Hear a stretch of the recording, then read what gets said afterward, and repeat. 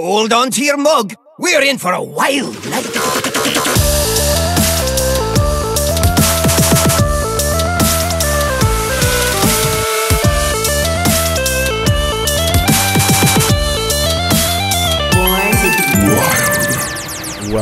Welcome everybody to another episode of Born to be Wild, a Wild exclusive Hearthstone podcast where we have fun hanging out with friends talking about the Wild format of Hearthstone and spotlighting members of the Wild community. I'm your host, as always, Nate Wolf, joining you all on another beautiful and cloudy Friday evening here in Portland, Oregon. It's supposed to rain this weekend. We're supposed to get thunderstorms, so I'm looking forward to it. It's been summer for far too long, so we are starting to get into the fall. But anyhow, I'm joined, as always, by two of my favorite people. Hydra Sheep, welcome back. How are you doing tonight?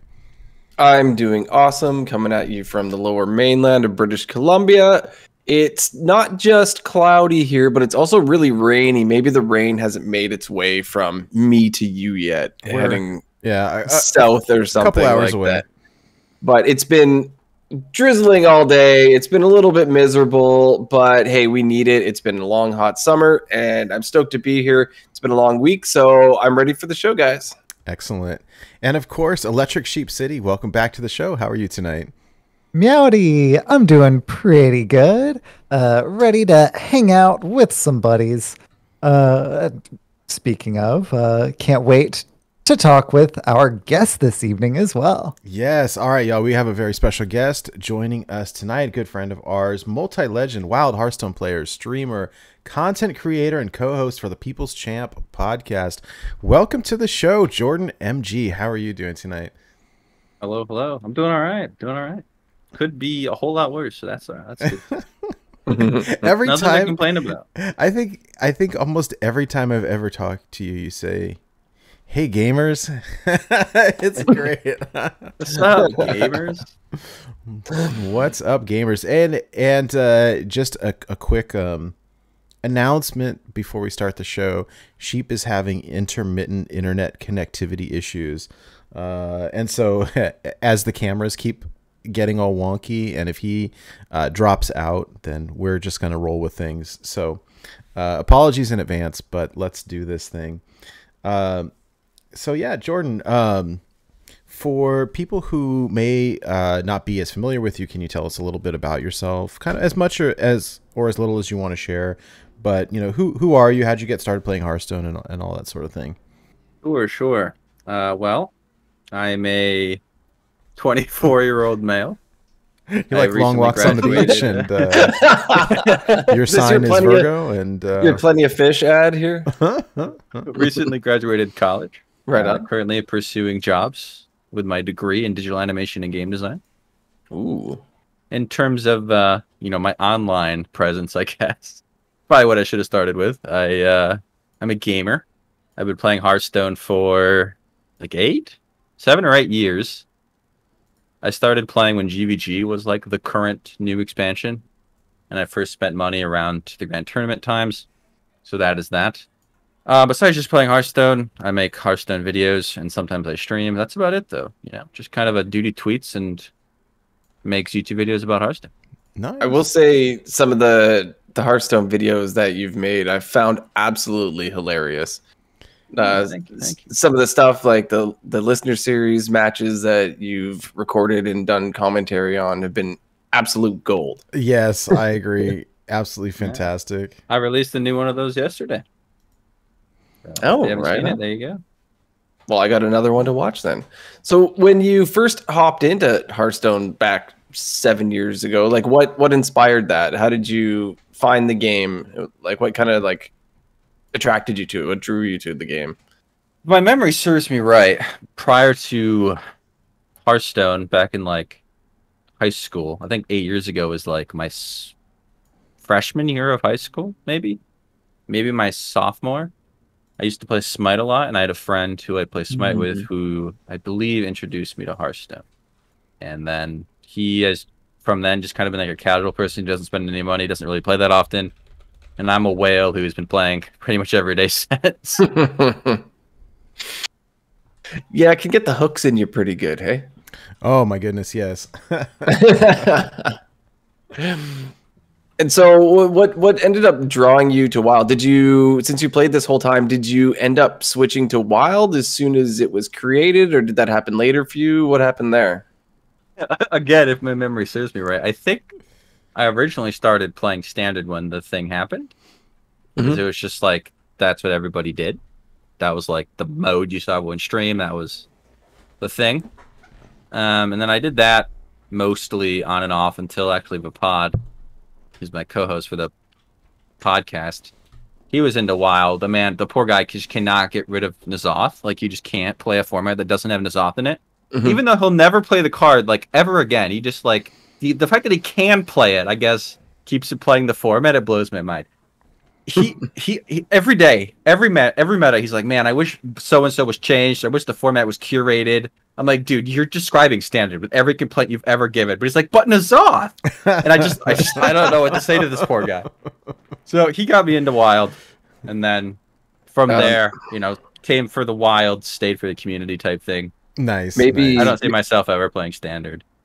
Maybe Vapod should have a chat with Ben from work, and he can talk him out of N'Zoth.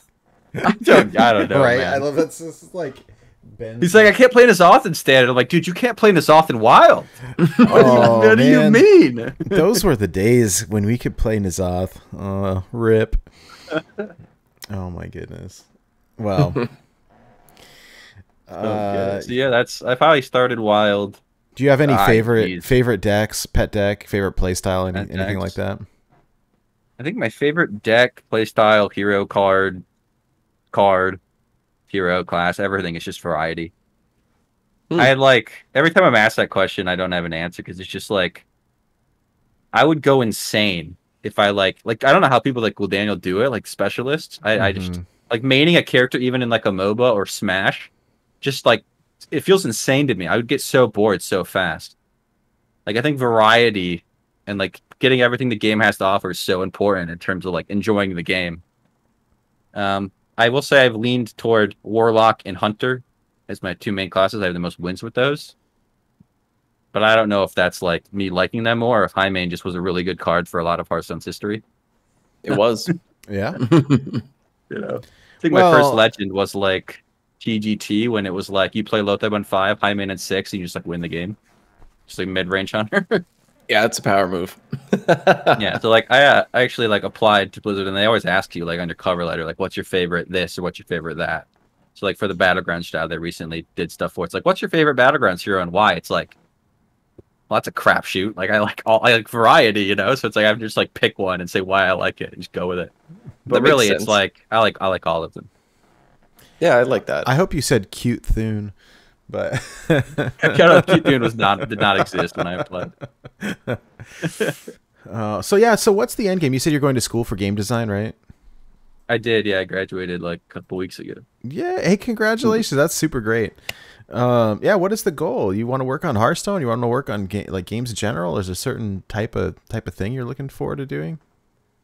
Yeah, I'm looking for game design or technical artist jobs. Obviously, Hearthstone would be like the dream, but you know, I gotta apply other places. Oh, it's true. It's true. We have seen people do it over the years, though. I mean, I remember back when Alec was hosting the Golden Wisp, way back when, and you know, we've seen a couple other people do it over the years. Our buddy Nick, Deck Tech, is went from being a lawyer to now working on the Hearthstone team as well, and a few other people over the years. Cora is one, yeah. So, and I hope you get it. I mean, working in video games seems like the dream job. When I was younger, like, I didn't even realize that was a thing. Like, I should have known, like, well, somebody has to make them, right?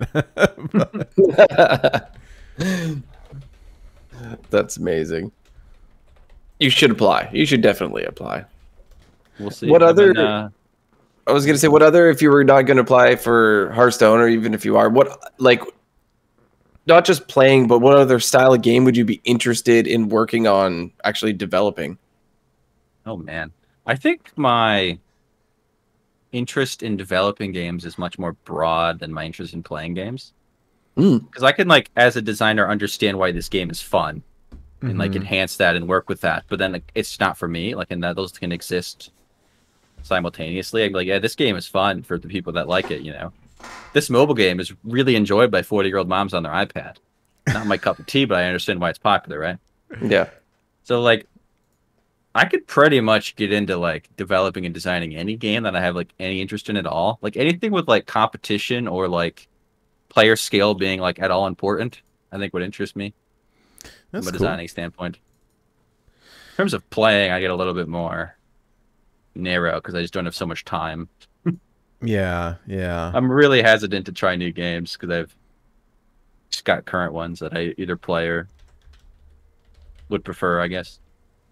Yeah. I mean, also with time-wise, Hearthstone's a good thing because it's that you can get in and get out. Yeah. Right? Hearthstone's like, for the most of the like 8 years I played it, has usually been like my second game where I like play alongside. Like I have one like competitive game, like, you know, multiplayer game that I like grind to become really good at, like a shooter or something. And then Hearthstone's like, yeah, I'm tired. I'm just going to play some Hearthstone. And recently it's become kind of my main game as I've gotten more into the community and stuff. But historically it's been like the side game. It's like, you know, I just pick it up on the phone, play a few games, launch it on the computer while I'm like doing homework and play a few games. Do you play quite a bit on mobile? No? Not more than anybody else now. I had a really bad phone until like a couple months ago, so. But if I'm out of the house and I have to play on mobile, sometimes I will.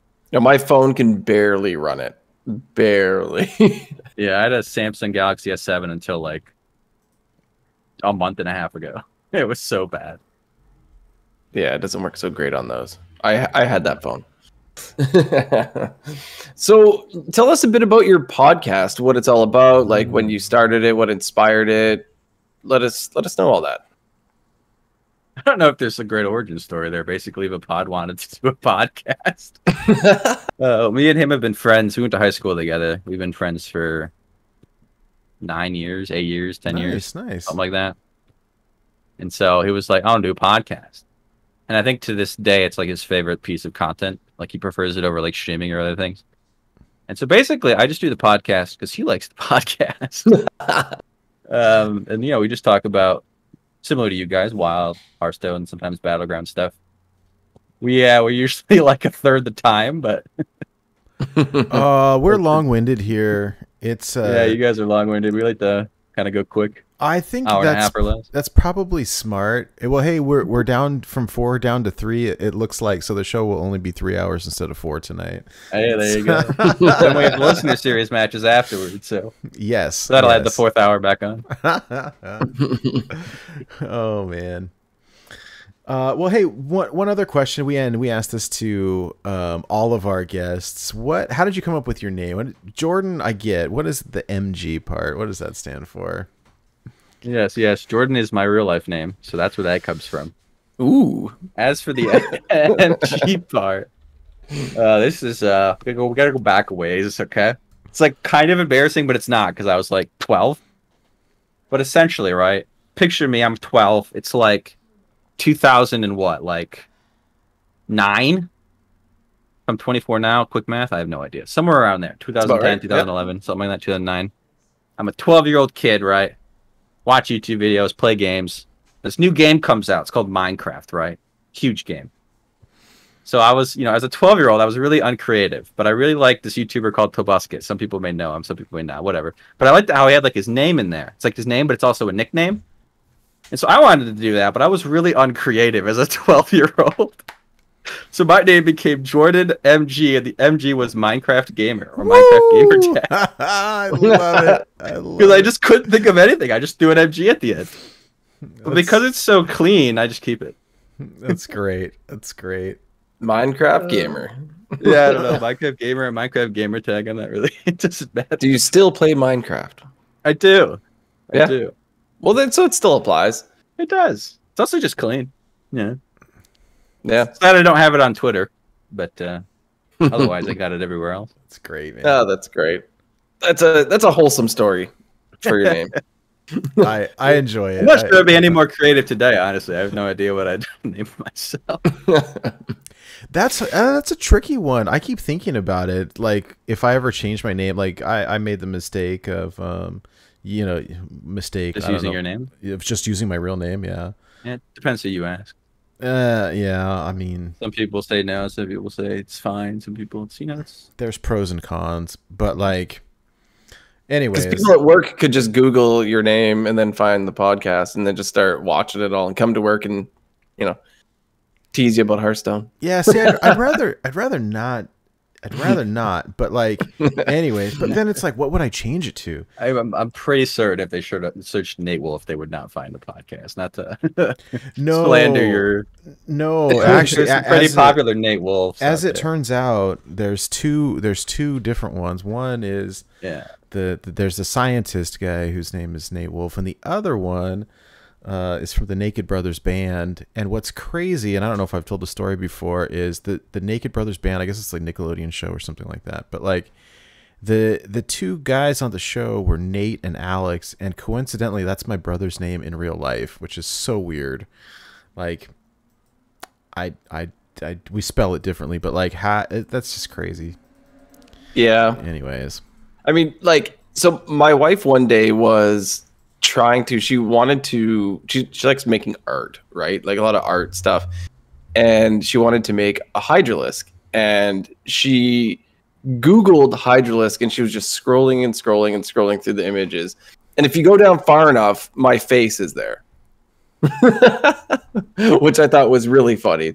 It must have been, I guess, maybe more near when it was first posted on the website on borntobewild.com or something like that. But I thought it was hilarious. And she started laughing. It's like, look, it's a picture of you. That's great. That's great. Well, how about let's transition here into our weekly recap, see what we've been up to in the past week, whether in real life, whether in the game of Hearthstone, other games, anything like that. Nate, how's it been going? What have you been up to? Yeah, good. A bunch of non-Hearthstone stuff. Like I like Hearthstone, but I like all kinds of different kind of media stuff, and so been a little bit busy this week. I finished up The Girl with the Dragon Tattoo. The book was quite good. Really enjoyed it. I've read it before, but read it again. I was talking about a little bit last week that I found out that there's it's kind of like a second part of the trilogy by a new author, and so but I didn't want to start at the end, so I started back at the beginning and I cleared that book and started up with the second book. So it's called The Girl Who Played with Fire, and a couple hours into it, and it's good. It's good so far. Nice. And I love listening to it because there's so much of it takes place in like Sweden, and the narrator does a great job of saying all of the different Swedish names with the correct like inflection and pronunciation. Mm-hmm. If I try to read it, it's like reading furniture names at IKEA. You know, you can't pronounce any of them, and this has been good. The story's great. There are, like, if anybody's interested, there are movies. So there was there's an American version of the movie that stars James Bond, whatever his name is, Daniel Craig and Rooney Mara. It's directed by David Fincher, who did Seven and The Game and Fight Club, and it was okay. But it's like, how do you take like 8 hours worth of content and make it into a 2-hour movie without cutting half the stuff out, which is basically what happened here. And so it was good, but yeah, I mean, well, then you make a director's cut and add an extra hour plus back to it, right? But the Swedish versions, there's actually Swedish versions that are really good. When it's weird, they finally came out with a sequel in the US, and they skipped books 2 and 3 and went straight to book 4 for the sequel, which is weird. And they changed all the actors, which is weird. But the original trilogy was made into a series of Swedish films, which were really good. They were streaming on all the services for a while. You can still watch them on like Amazon Prime, but you got to rent them. So I don't know, but they were really good. Anyways, yeah, that's been kind of fun. I did play some Hearthstone. I'm sitting in top 300 right now. I'm like 270s. I played a bunch last night and I was going like 50-50. I started at 300 or 301, ended the night at 273, which is a little bit of progress, but it was like, ugh, it was, but anyways, getting there. We did some fun co-op. I always enjoy doing the co-op games and hanging out with friends. Working on a little bit of a guide with 6J and Blue Train for this Odd Hunter deck, and it's been fun. Oh, sweet. To do. So that's cool. I drew Baku many times last night. I think Blue Train has that effect on people. Very unenjoyable. That's the problem with crafting golden Baku and golden patches, is that you draw them more often.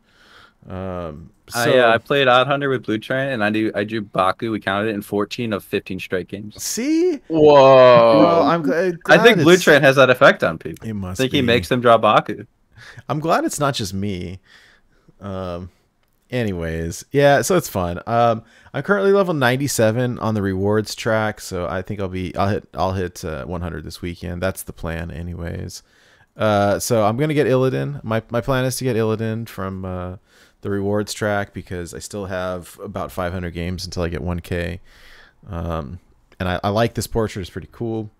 And then I checked the Tavern Regular achievement, and I'm only 20 levels away from hitting 600. So it's like, oh, well, that's pretty close, actually. Because once you hit 100 on the rewards track, like, you gain levels left and right pretty quick.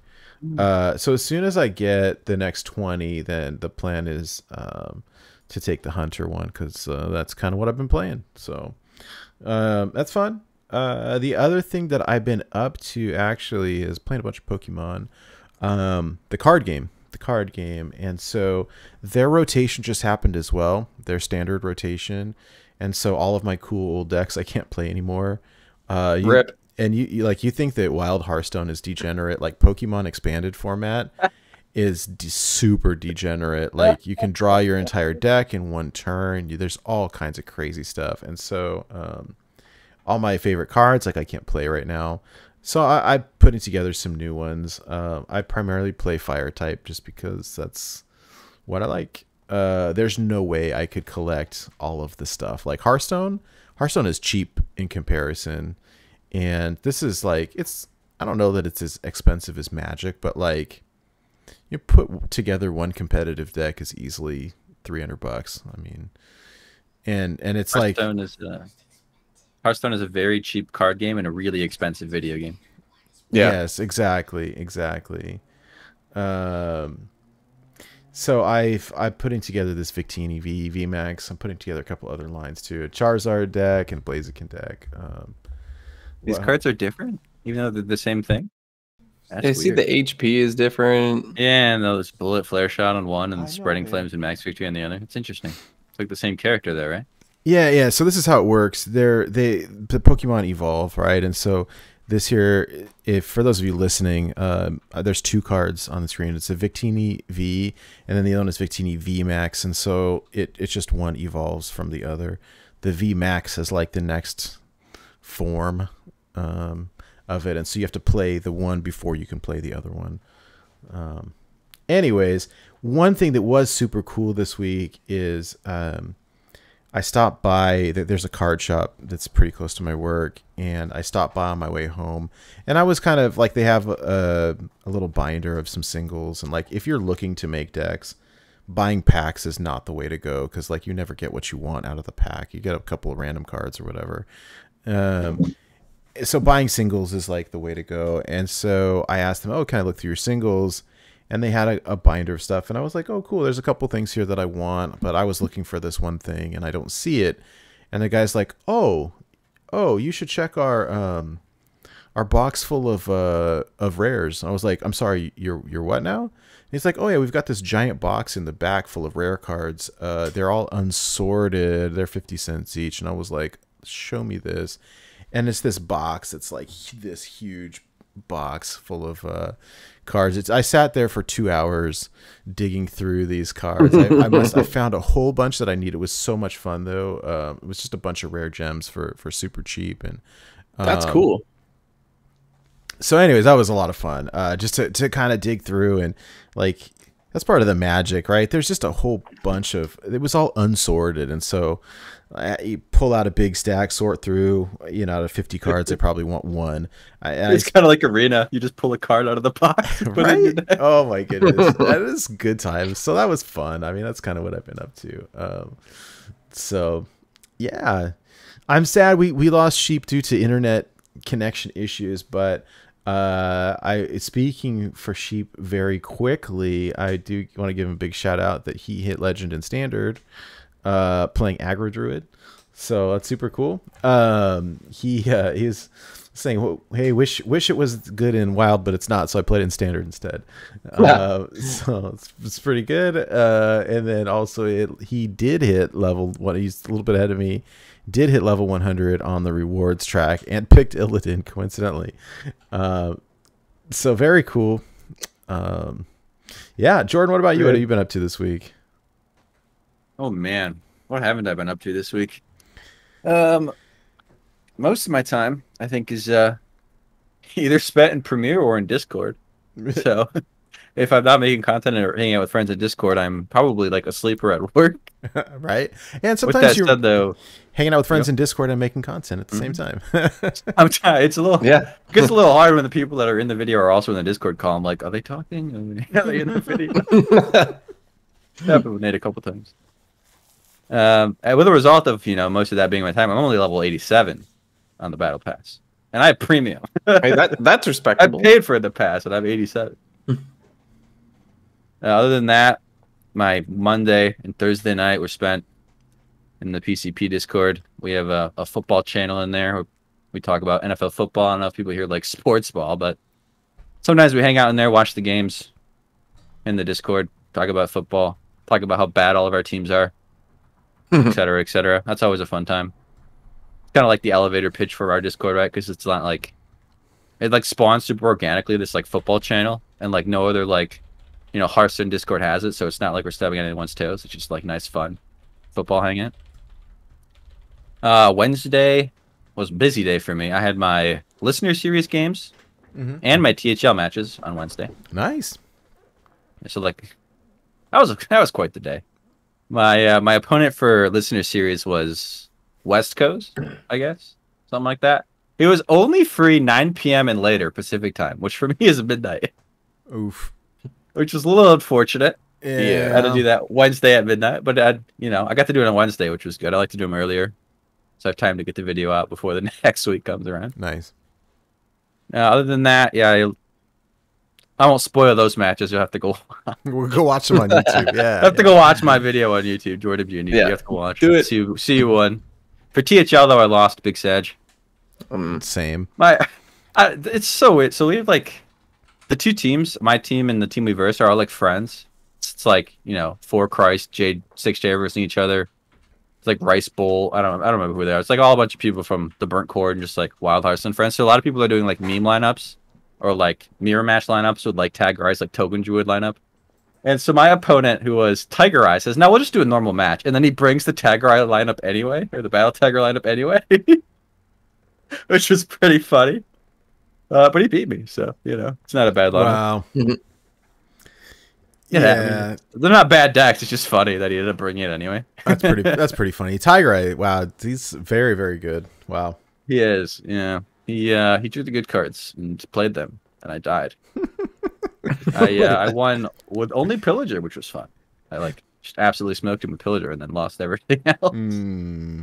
It was very sad sometimes. Yeah, it was very sad. I bought 4 combo decks and I was hoping to combo on, but it did not happen. Other than the Hearthstone stuff, I went bowling for the first time in many years. I used to be a collegiate bowler actually. Oh, that's cool. Like 3 or 4 years ago. I actually went to 2 colleges. So I started at one college for 2 years, and I bowled while there for 2 years, and I transferred to this one to game design and stopped bowling. And it's been like 2 years since I went bowling. It kind of hurt my hand afterward. I don't know if you're bowling, but when you bowl like 3 games in a row, you have the 15-pound ball on your hand. I got some redness here. Yeah, man. How was it bowling in a post-COVID world? I didn't go bowling for like the last 2 years. So to me, it was normal because I didn't go bowling during a COVID world, or at least How funny! How funny! in the middle of the lockdown when you couldn't go bowling. But yeah, I mean, it was all right. I was a little rusty, a little washed, but I broke 200 a couple times, so that was all right. Hey, there we go. Nice. Very good. Very good. All right, Hydra. What about you? What have you been up to? Yeah, I know it's a sentiment that we have all the time about like how long the week was, but this time it almost felt like 2 weeks, because when I was thinking about what I had done this past week, I couldn't remember if what I had done this last weekend or this week was this week or last week. Just because, and I'm like, did I say this stuff last week? Because I can't. That's how long the week really was. Yeah. Because I didn't have that problem. At my work, we're currently going through an ISO audit. So basically, we have someone come in to make sure that we are up to international standards.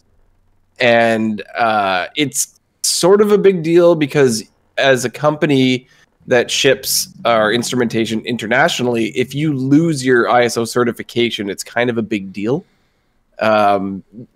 Your customers are going to buy from ISO certified companies, not from you, right? So every time you have one of these audits, it's a big deal.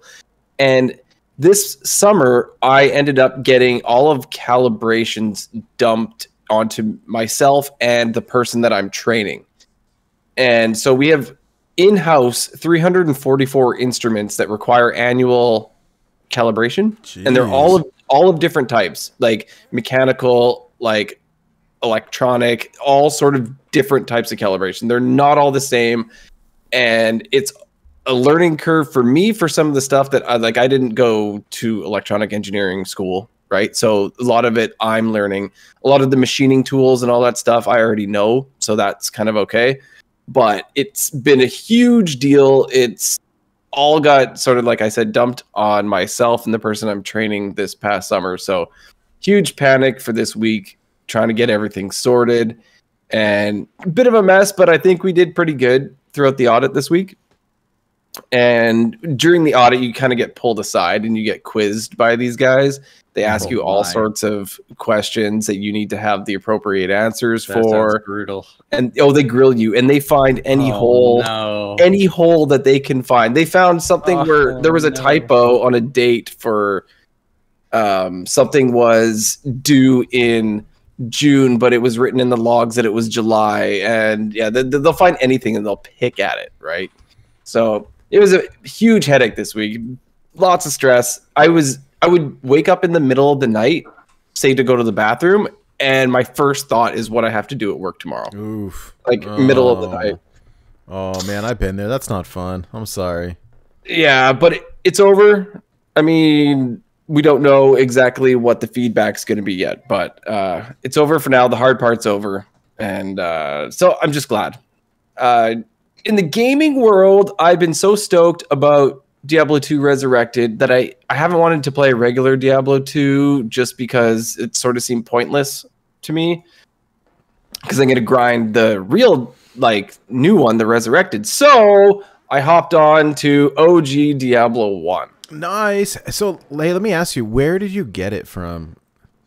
Like, okay, so this is so stupid. I have the disc. Mm-hmm. Okay. What? Yes, I do. Games on disc? I do. It was on CD. Have the disc. Yes. Because I got it in a bundle back. It was like a battle chest bundle thing. When you bought Diablo 2, it came with Lord of Destruction and Diablo 1, like back in the day. But you can buy it from GOG.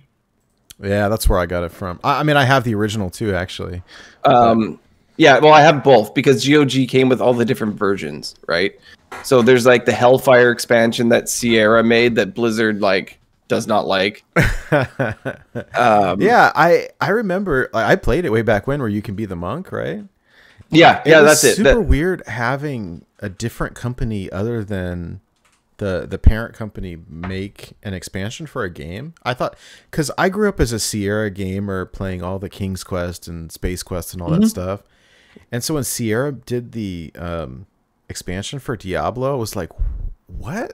what is happening? Yeah, I know. But- Very strange. From like what I recall, basically Blizzard North had already moved on to developing Diablo 2. And yet upper management or whatever wanted an expansion. And they're like, well, we're too busy working on Diablo 2. So outsourced it. I mean, yeah. Yeah, but anyway, there's a few things that I had forgotten, nuances that Diablo 1 has that I didn't really think about and totally forgot. So at the beginning, you go down into on the north side of town, there's that church, and you go down inside, and it's massive, and you're clearing it. And I forgot about the fact that it doesn't auto save like it does in Diablo 2. You have to literally like hit escape and hit the save button constantly if you want to keep saving your game. Completely forgot about this whole way of things. And I spent like 45 minutes clearing this whole dungeon and like being so careful, collecting potions, coming back out, buying things that I need, going back in, selling things, and like slowly picking my way at it because they give you next to nothing at the beginning of the game, right? Then my character dies, right? And screen pops up and it just says start new game. I'm like, start new game? What do you mean start new game? And so you click start new game and your level, whatever you had got to, your character resets to level 1. Oh. And you started town again, all level 1, all over again. And I'm like, yeah. Oh, that's painful. I forgot. Yeah, you have to literally click save as you're playing, like constantly. You have to save your own game. Or else, yeah, it's not like Diablo 2 that you die and you just respawn and it's okay. Oh, that's sad. Yeah, no, you're totally done, unfortunately. But yeah, I've been having some fun with that. Just scratch that itch of Diablo while I wait for Resurrected. Yeah, so that's fine. Next Thursday, right? The 23rd? 23rd, I believe, is the date. Let's check out the calendar. Oh my gosh, that is next Thursday. Wow, I'm excited to play it. Jordan, have you played Diablo at all? No, according to the internet, this game came out when I was born. The same year I was born, this game came out. We're your internet dads over here, I think. Yeah. Oh man. Well, Diablo's fun. I like it. I'm really looking forward to the remake. It'll be good. Yeah. So Hearthstone wise, we all know the meta has been a little crazy, a little stale and whatnot. And so I started this weekend not exactly stoked to hit, Wild Ladder. So I decided I was going to jam some of the solo content that I had not completed in the past. And I went and looked at a few things like Monster Hunt and Dungeon Run. And I'm like, oh my gosh, like I played these, but I did not complete. Like I played them for fun. They were great, but I did not complete these things. So on Saturday, I made it my mission to do dungeon runs. Okay. And I jammed through everything except for one. I have only priest left to do. And I had an absolute blast. Because the week before, I was getting tilted. I'm playing, like everybody else, against Seedlock constantly. And as a wise man named Ridiculous Hat has said many times, play the game because it's fun, not because you have to, right? Yeah. So find the fun in the game. And on Saturday, the fun in the game was playing Dungeon Run. I had just so much fun by myself, just doing these things, and building like your deck as you go, doing all this. It was a blast. I absolutely loved it. I'm almost done. I got one left to do, and then I'm going to move on to Monster Hunt. And yeah, so that was great. And then on Sunday, did some co-op, which was great. And so that's another part of the game that I am having a blast in, is when we get in the Discord and people pop in and we just jam some games, everybody chats, it's just hanging out. And we got a whole bunch of people that came in and out. Our good buddy Goliath, who's in chat, popped in there right away. Nice. And it was a lot of fun. So something I'm going to see if I can squeeze in this weekend again and do some more co-op, because for me, laddering right now is a bit of a mess. Not having too much fun with it, but when you got your buddies there, it's just so much better. It makes it way better. Yeah, I agree. Yeah. Hearthstone's a lonely game, man. Yep. It's nice to have somebody else there. Yeah. True. You're lonely right now because there's no in-game chat. Man, I always forget to turn it on. Yeah, I don't understand how you turn it on and off. Sometimes the window just pops up. How does that work? If you go to chat, like if you click on anybody's name, it'll pop up to enable it. Yeah, yeah. If you do anything that needs it to be required, spectate. If they try to talk to you, the message just won't go through, or what? No, it goes through. You just don't see it until you enable your chat. Ah. I had that happen today. Like I finally enabled chat after playing for a while, and I realized I had a message, and I felt really bad. Yeah. I just like asked me a question when we were playing each other, and I didn't see it for like 30 minutes because I forgot to enable my chat. Right. No, that happened to me yesterday. Oh, it's the worst. It's irritating. Yeah. I guess they're trying to stop people from flaming each other or whatever. No, it's just a bug. There's a new privacy options. Like there's new privacy options in the game where you can like turn off the special shop promotions, and you can turn off chat, and you can do all that stuff. And there's a checkbox in there. If you go deep in your settings, into privacy settings, you can click like enable chat permanently. Oh, but it's getting unchecked right now. Interesting. Gotcha. Like once you enable it once, it's supposed to just be like normal. Oh. It's just now you can opt in for like privacy reasons. But I cannot imagine that it's intended to have to enable it every time. I think it's just bugged. Probably. So I imagine that'll probably be fixed on Tuesday. What? Hearthstone has bugs? No way. Hit, enter Hydra. That opens chat. It's chat related bugs? No way. There's nothing wrong with the friends list. Never. No way. It's not even the friends list in this case, technically, right? Friends list and everything works fine. You just have to turn it on every time because the trigger for the Boolean that's supposed to be set to true when you've enabled it is not setting. That's funny. Well, I guess we'll see. So rewards track wise, update for me. I have not hit 100, but on NA I'm at 78. On EU I'm at 74 and 76 on Asia. Jeez. Well, that's that good progress considering you're playing all three. Yeah, that's. Are those all free to play? Like none of those are premium? They gave me premium because I have a WoW subscription. You got free premium with WoW subscription, and that just only popped in. What was it? This expansion? No, like 2 weeks ago. Oh. Do they give it you on all the servers? Apparently.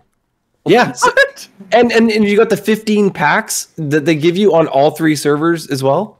So I got to open 15 packs on every server. I got the premium, and then I believe because you got Battlegrounds perks too, and I believe they said Battlegrounds perks for WoW subscription too. Yeah, and I believe they said that this will happen next rewards track as well.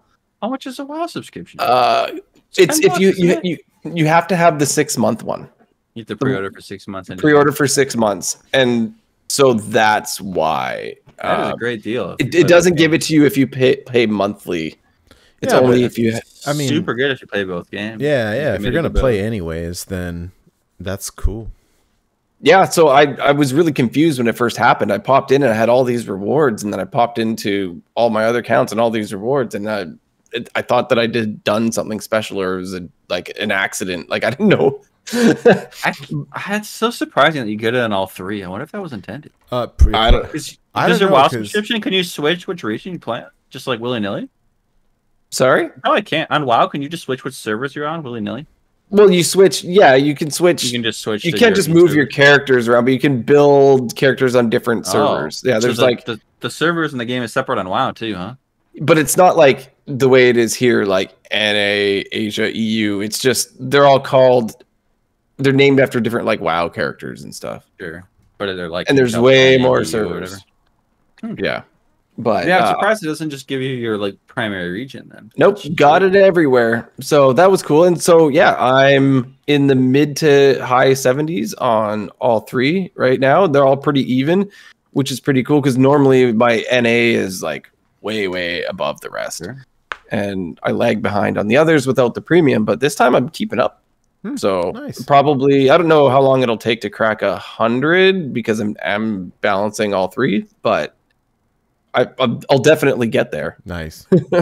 For sure. So that's basically been my week. Sheep's not here. Normally he would talk about the listener series, but Nate, do you mind giving us a bit of an update on the listener series? Yeah, sure. I'd be happy to. So this week, oh no, the cameras are all messed up. Cool. It's gonna be like that tonight. All right. Yeah, it's whatever. It's cool. I'll fix it for the next one. So yeah, this is week 4 in the listener series. This week is called Yeti Week, and so what that's from is. This week's submission was from our buddy Dr. Baum, and the theme for this week, for those of you who are not familiar with the listener series, it's basically weekly wild deck building, weekly wild tournament series with deck building restrictions. And so the restrictions for this week are that minions cannot contain any text at all, like pure vanilla minions only. And so the idea is like the best stats for the mana cost, right? Which is your Yeti, Boulder Fist Yeti Ogre, right? Good stats for cost. Right. So yeah, so there's a requirement at minimum 15 minions. They can have tribes, but no text, like pure vanilla minions. There was some argument about does Nightmare Amalgam count because there's text on the card, but the text on the card only says this minion counts as all types, so we allowed it. So the interesting trick here, and then spells, weapons, hero cards are allowed. And so the trick here is, okay, like what spells do I add to make this good? And so, we'll see what people did. It should be kind of fun. Last weekend, I think, or whenever it was, Jordan and I were kind of bouncing ideas back and forth. I ended up using one of them. So my opponent for this week is Hydra. Which one? So, did you steal? Which idea did you steal? Which one did you steal? Quest Paladin. Oh, Quest Paladin. I see. I tried that, and then I realized that Call to Arms exists, and I switched Call to Arms is is quite a good. I'm a meta slave. Yeah. 4 mana, 3 River Crocs. Sign me up, dude. Yeah, I did not theory craft or practice decks with anybody, so I'm like sitting here looking at this thinking like, is there some sort of a trick that I am completely missing while building my decks here? Like as if there's something I don't know about, and obviously there was a couple things. Oh yeah, well anyways, Shadow Council, the Born to be Wild card. Everyone runs bad minions. Let's make mine +2/+2 and give them text again. Yeah, so I had the disgusting turn, by the way, with my Shadow Console. It was great. I played Solarium on 2 into Shadow Console and had 8 buffed demons. What? Oh, okay. All right. We need to watch that. That YouTube went video. well. Yeah, it's in there. I'm looking forward to that. Yeah, so after tonight's show, we're going to be casting a match between Bitbeaker and Martian Boo, which will be really fun. We have guest casting by Maxibon, which will be really fun as well. You know, Maxi's really wanted to cast a match, and so we'll have Maxi joining us. And so, yeah, it should be a lot of fun. For those of you who are not watching the show live, we record these games and they'll be posted on the YouTube channel later. So if you're interested in watching these shenanigans, please check it out later. It should be a lot of fun. Yeah. Anyways, yeah. Good luck to both Bitbeaker and Martian Boo. It should be a lot of fun, and we're looking forward to it. They're in first and second place, aren't they? Yeah, big money on the line. So not really. The way that the matches are, they're scheduled based on win rate, and so right. 1 versus 2, 3 versus 4, 5 versus 6, generally.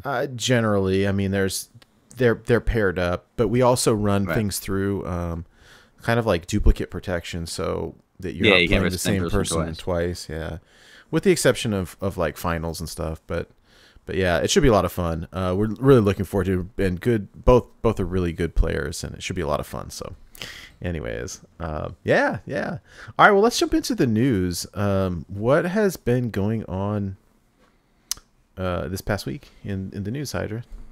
Yeah, well, first up, we got, I don't know if this was a leak or exactly what it was, but we have some hero portraits that are going to be coming into the game. We don't know exactly when they're going to be coming yet, but they look pretty cool. These are data mined. Yeah, they were data mined by data out of mined, cards. which means they're already in the game, technically.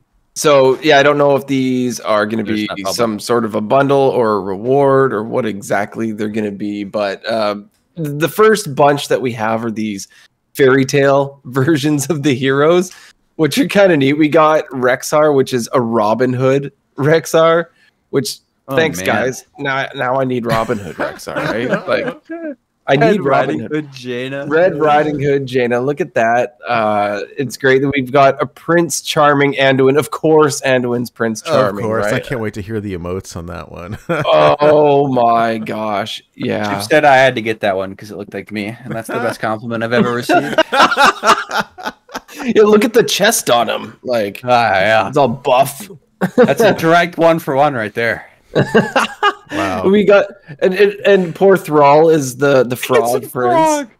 Frog Prince terrible. Thrall. How The poor rude. class has been done dirty. Look, it's got Rag and Morgul, and that's about it. And Now then they have we've a got Frog King. yeah, Frog King. So rude. This And Garrosh then- is actually dope. Yes. Yeah, we got Pirate King Garrosh, which looks absolutely awesome. If we have to choose, solid tier A. It I is might have to click if it's a choice. That's I up might have there. to click that one. very, very fitting. Yeah, that's probably my favorite because there's no pirate one yet for that class. Hey, Jordan, I was thinking about you when I saw these because I thought we'd have to see what Prince Charming Anduin looks like in shadow form and add it to your list there. Might look all right actually. Anyway, yeah, Yeah. I anticipate. So we already know there's a patch coming out on Tuesday, so I think these are probably going to be available. I think they're going to be available on Tuesday with the patch, just because. Well, they already added them to the game. That'd right? be my guess. They normally don't announce these things before they show up. They just kind of show up. Yeah. So Goliath the dwarf tells us in chat that you can actually see the emote voice lines already on out of cards. Yeah, they're there. Yeah, because all the game files are already in the game. Like data mining is a totally like legal thing to do. It's just looking at your game files and saying, "Oh, there's some hero portraits in here that I don't recognize," and then opening the files. Like, I mean, there's probably more complicated than that, but that's the gist of it. So Yeah. Oh man, I'm gonna have to go Yeah. look at. I don't know the- if like they out did of it differently dark this cards. time around, and that's why it was data mined, or if like they're like, "Hey, maybe we should bring data mining to Hearthstone," and they just started doing it. I have no idea. Yeah, Because the games I used to play in the past always had data mining, and it like people hated it, some people loved it, but like I've never seen it with Hearthstone before. It's kind of weird that it like came now. I mean, they did it for the last card back. You know, the card back where we had all the challenges to do, go through the puzzle and whatnot. Oh, it was kind of Was that sad. one They data mine? Yeah, it got figured spoiled. out the solution. Oh yeah, they data mined the solution, didn't they? Yeah, at least partially. that's a bit- yeah. I think they were around like 3/4 of the way done in the Discord, and somebody had data mined it and unfortunately found it before it could be solved. But so yeah, data mining can be cool. Same time, it can be a bit of a bummer. But those aren't the only ones. We also have some Shadowlands heroes. Wait. Sorry, I just noticed something. I think the Red Riding Hood Jaina has got mana biscuits in the butt. It does look like those are mana biscuits. Yes. I think Jaina might be the best Jaina. That's really clean. That's really Having funny. like red cape like that is really clean. It breaks out from like the white and blue we have. Yeah. By the way, I really like that. I think that Robin Hood Rexar is like a reskin of the 1K Dude, Rexar. Yeah, right? it's the. Can we stop getting goofy Rexar? I want my Rexar to be intimidating and cool. And we I know he's always so silly. derpy, silly, goofy Halloween costume Rexars. Fire I'm Batman. starting to get a little Rexar- irritated. The Fire Batman one is pretty good though. Yeah, Give me that's the Prince one Charming I Rexar. use. Give me sexy Rexar. Sexar.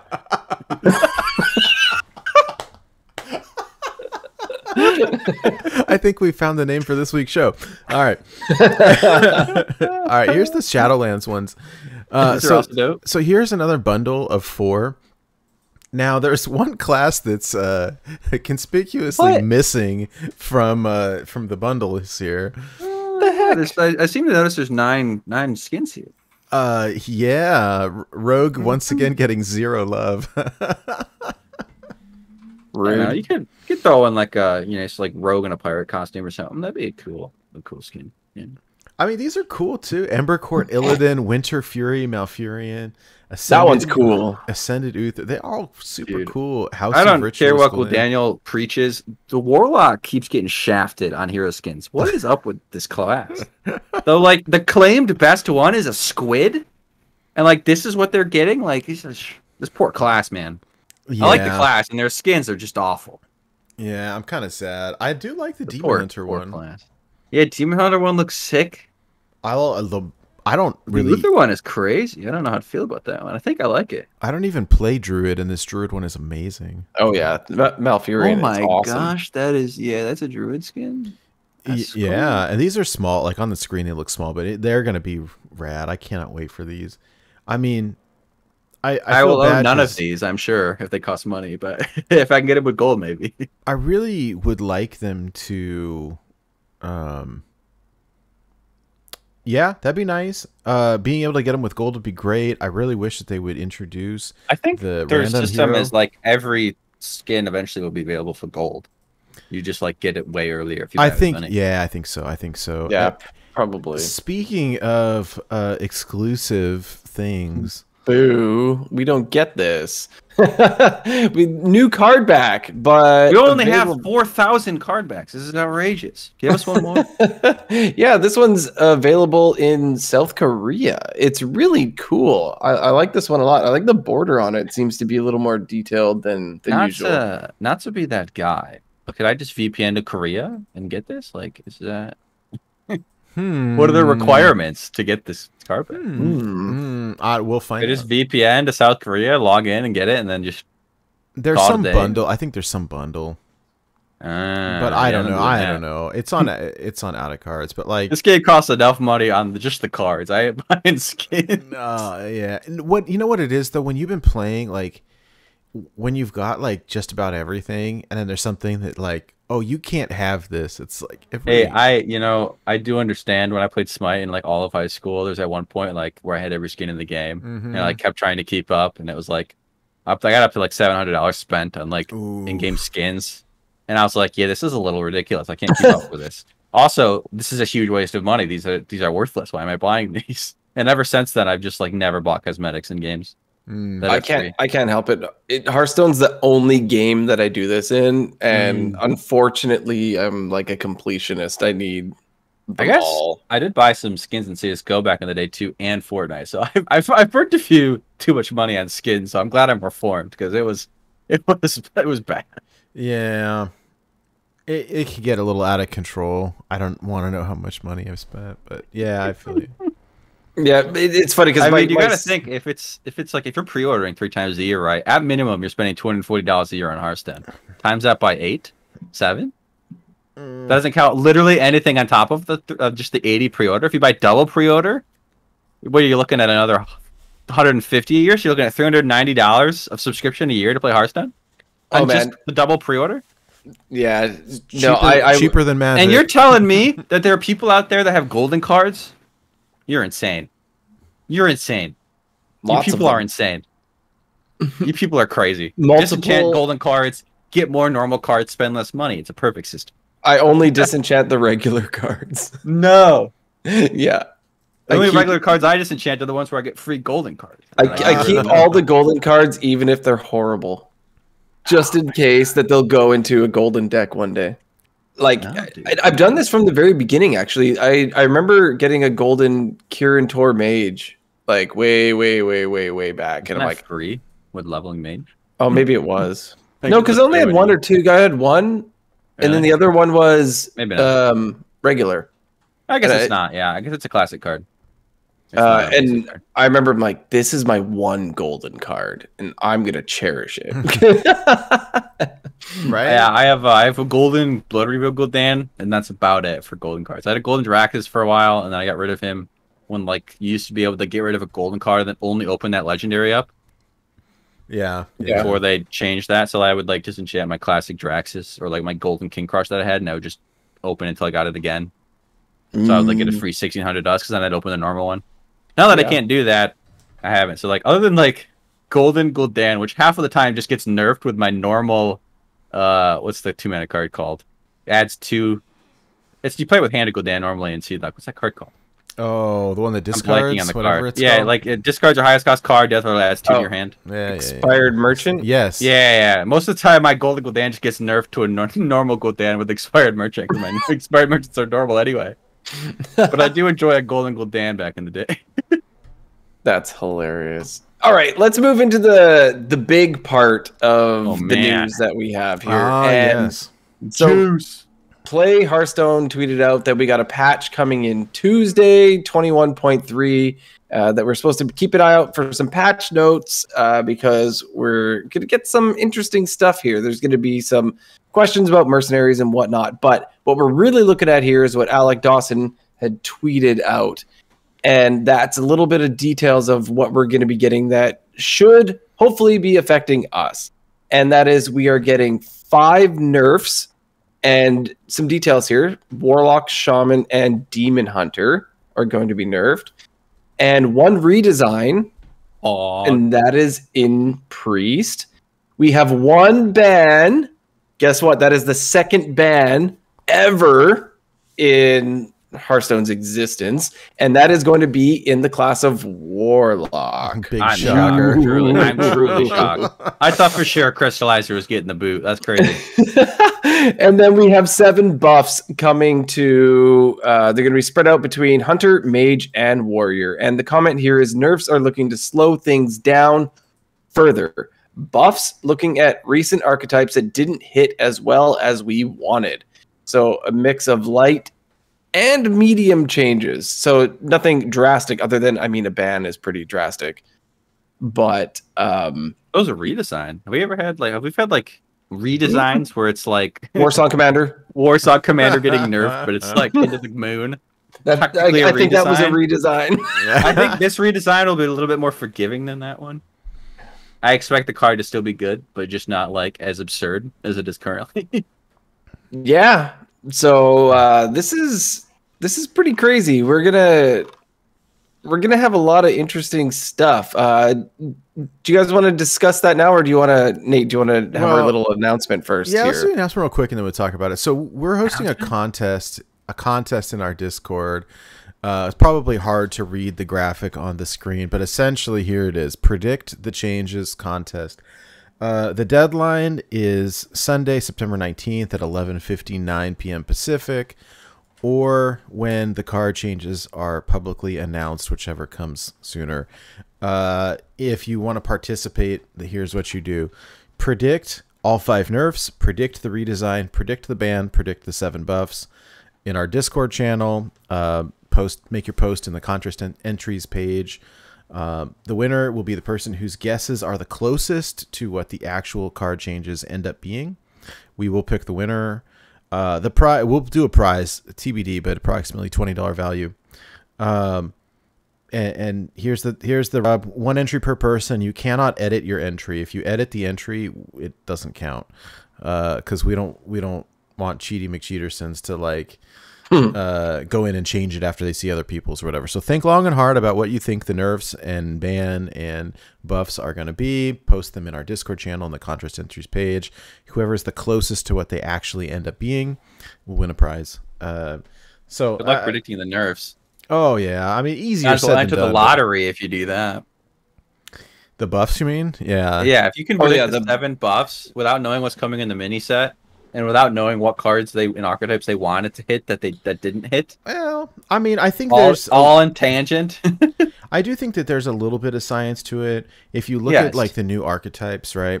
So you see what they were trying to push, like the but I don't know if like the every Rat King, archetype right? they make they intend to be good. So it's like, well, yeah, I don't know, but you see, like they printed all these cards for Hunter in support of like the Rat King and all the rat cards. Mm-hmm. You see they printed a bunch of weapons that are supposed to do like toolkit type things, and they all suck. So maybe something like that. I don't know.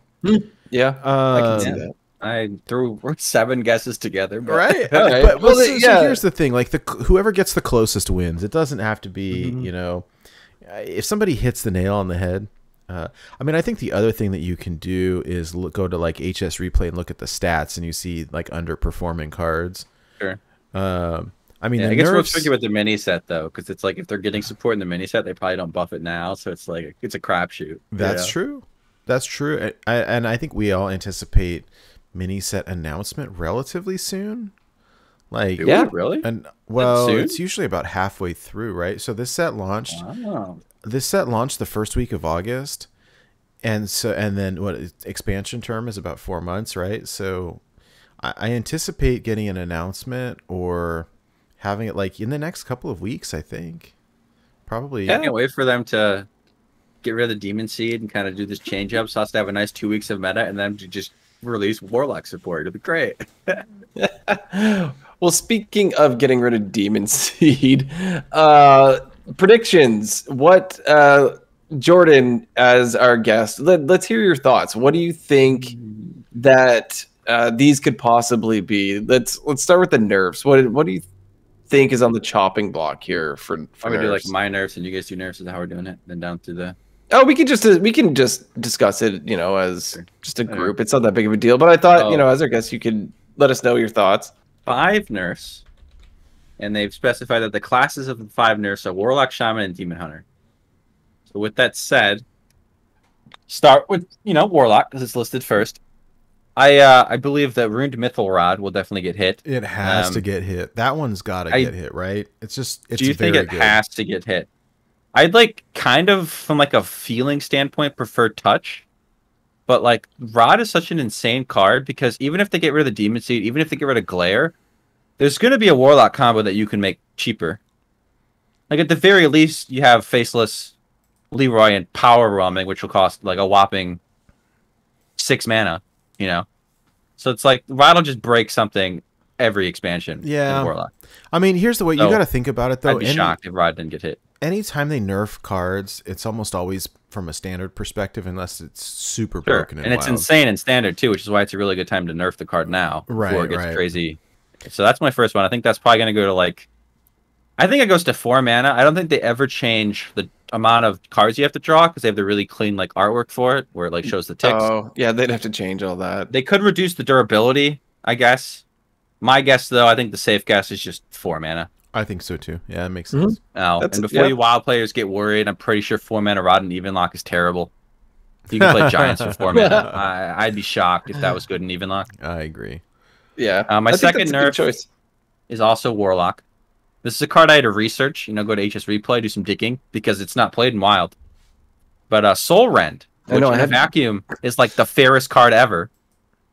But in Standard, it allows the Handlocks and other Warlock decks to just beat aggro. I don't even know what that card does. That's crazy. If you played Standard, you would. It is a 4 mana AoE, deal 5 to all minions. Just destroy a card in your deck for every minion killed. But the problem is this Warlock deck does not care about their cards. They have Baron Scavengers, they have Bristleback Brutes, and they have a quest that wants you to fatigue. So much like with Raised Dead, much like with Overflow, or much like with Overdraft, you've turned drawing your deck, not having cards, dealing damage into advantages, as well as Overload into an advantage. So I think Soul Rend for Standard probably gets hit because it allows the deck to just basically have no counters. And that turns the downside to positively into a strong side. I'm predicting that card gets changed to up to 5 mana. I really like that choice. I do a lot of clearing quests in Standard. I'll play 3 mage games or whatever. Okay, let's go do that. Play 3 paladin games. Fine, let's go do that. And this card has caught me off guard so many times. It's a very good card. It shouldn't be, because discarding 5 cards when you kill 5 minions should be a downside. But unfortunately, it's not a downside. You could nerf this card right now in Standard by taking the discard part entirely off the card, which is insane. Because then you have a 4 mana Hellfire that doesn't hurt heroes, and it deals 5, which is crazy. So I expect this card to go to 5 to slow the deck down a little bit, make it a little bit more susceptible to aggro, as all combo decks should be. Combos, you can nerf their cards as much as you want, but what really keeps them in check is aggro and having things they can die to. And with Bristleback Brute and Soul Rend and Touch, I just don't think they die very often. I don't have a ton of Standard experience, but I would guess they don't die that often. Touch is another card that could be nerfed. I didn't predict it because I think 3 Warlock nerfs is kind of insane. Yeah. You don't really need that many. But that's another card. If it got nerfed, I would be happy and not surprised. The card, like in Wild, had a better drawn win rate and mulligan win rate than Kobold Librarian. Wow. Which is insane, because that card's always been the best in Dark Lair. Right. It was the second best in the deck behind Flesh Giant before it got nerfed. I don't know if it still is. I like the people who are predicting Flesh Giant nerf for the meme. Oh, There's for no the chance. meme. No, They're like, it'll go to 11 on this patch. No. Then the next patch it'll be 12. Flesh Giant is the band. Come on. I don't. Oh my god! You saw Wire's tweet. Wire's. I was like, what? Why? No. First of all, if they were gonna nerf Flesh Giant, that's a priest card. Same with Raise Dead. That's why I didn't predict Raise Dead, because that's a priest card. I think they would probably say priest. They might not. They don't have to. It's technically a warlock card, right? Yeah. But I'd be shocked if they hit Flesh Giant again. That's just like no. That's the meme, right? I do love the meme though. I'd be shocked. So now I think 2 warlock nerfs are probably enough. And then that's like they nerf it twice to see where it is. It settles, right? Much like last time they nerfed 2 cards for warlock. But let it settle. Yeah. So moving to Shaman, I think Perpetual Flame is like the obvious. Everyone's predicting that. I think so. It's Makes 1 sense. mana, it's a 1 mana spell. Deal 3 damage to a random enemy minion. If it kills it, do this again. Overload 1.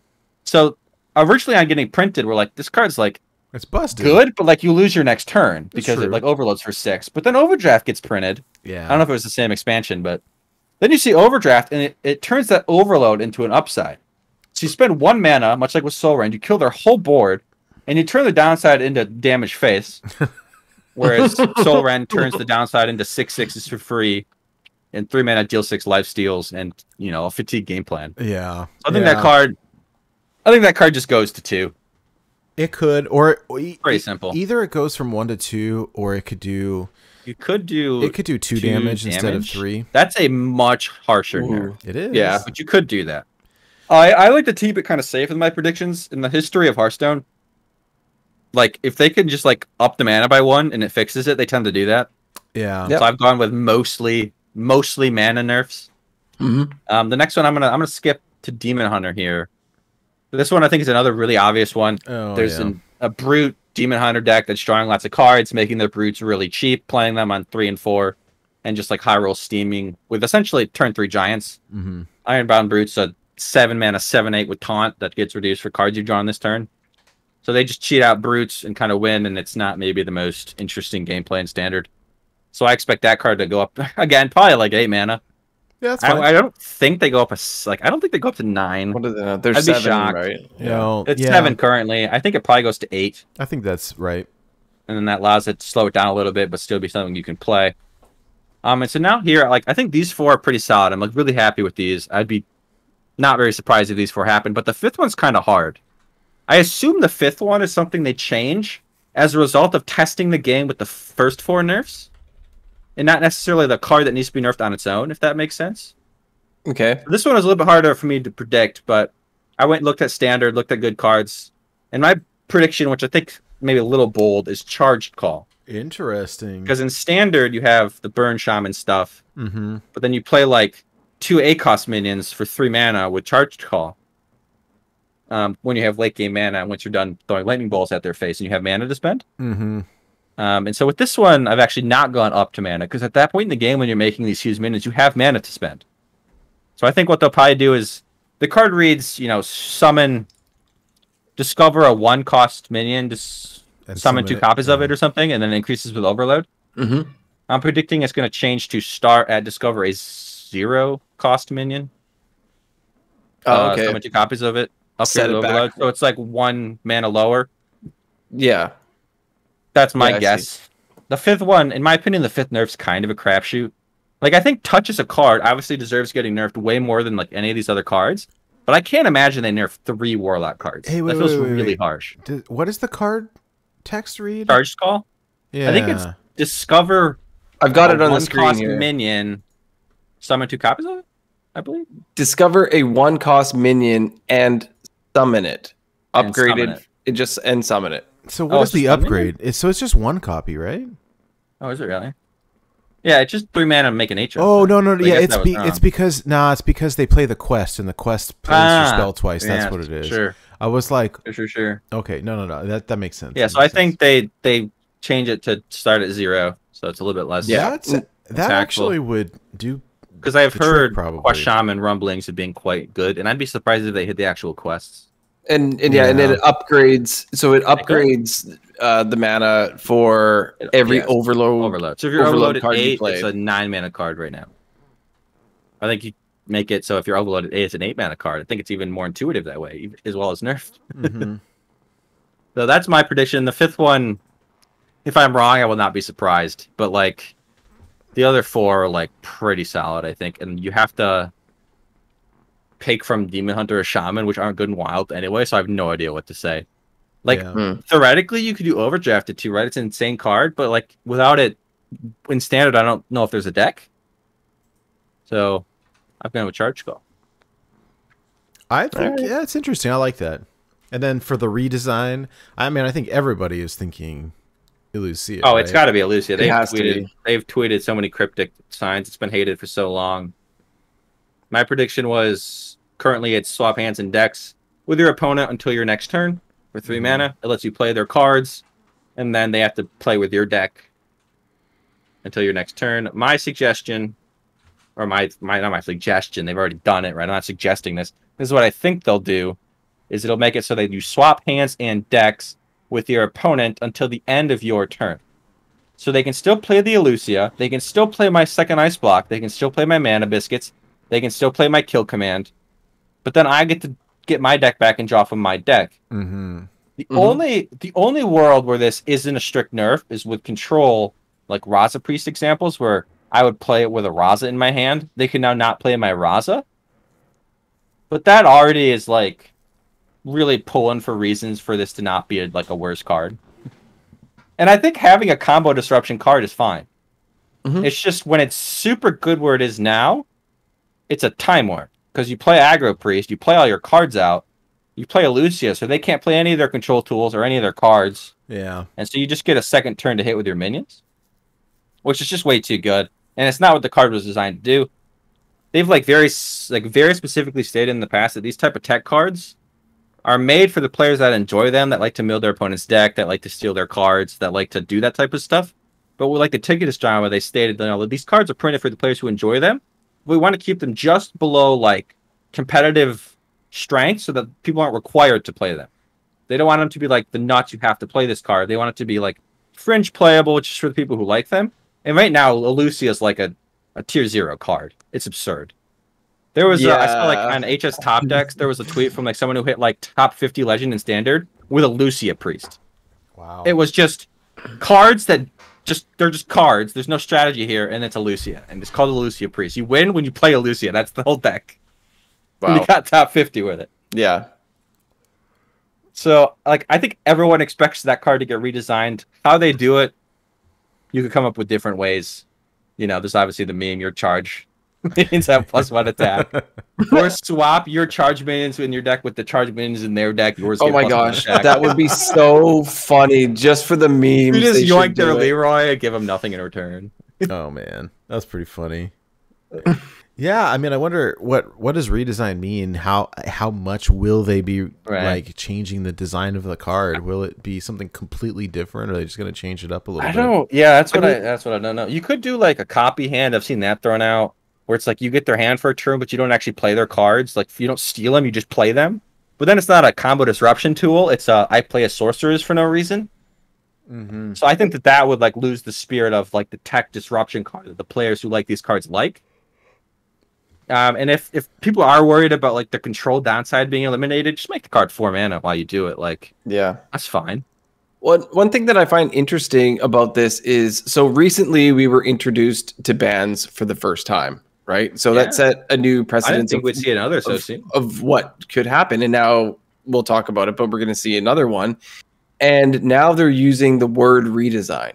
So is that going to be something that we're going to be seeing more of? Because they've introduced the bans, now they're and it's happening again, and now they're introducing the redesign. It's not a nerf, it's a redesign. I wouldn't be surprised. We would probably get our dust, I would assume, for a redesign. But probably yes. But it's a new word that they're using, so I feel like that's something that they're introducing to us, saying, "Hey, this is now an option.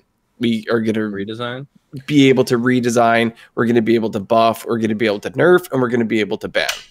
One of the advantages of a digital card game. Yeah, that's what I was gonna say. I mean, they, imagine that in Magic or Pokemon or Yu-Gi-Oh or any other card format. Like, if they have to, they can't nerf a card or buff a card. They have to reprint it or ban the old one. Or, their ban list has got to be pretty big if something breaks the game. Where ours, they can go in and make a change. And we've seen them. We've seen buffs. Like, what about Luna's Pocket Galaxy? Such a good example, right? This card's not seeing any play. We decided to buff it. Oops, we buffed it too much. That's like the best example of a buff going wrong. But there have been a lot of buffs that have slipped under the radar. Spirit Bomb used to be a 2-mana card. Yeah. Which is crazy to think about. That card used to cost 2 mana. Wow. It never saw play, so they made it cost 1 mana. And it didn't see play. And then they printed Darkglare. I'm trying to think there's other good examples too, but like that's one that I think a lot of people forget got nerfed, got buffed. Yeah. Well, we probably all agree on this next one, but let's talk about the ban. I think it's you don't know. Well, I think I know. Choice. I know what I everyone. think Coward the Grunt probably gets out of there. The Warlock card. Here's the deal, right? I know what everybody wants to get banned.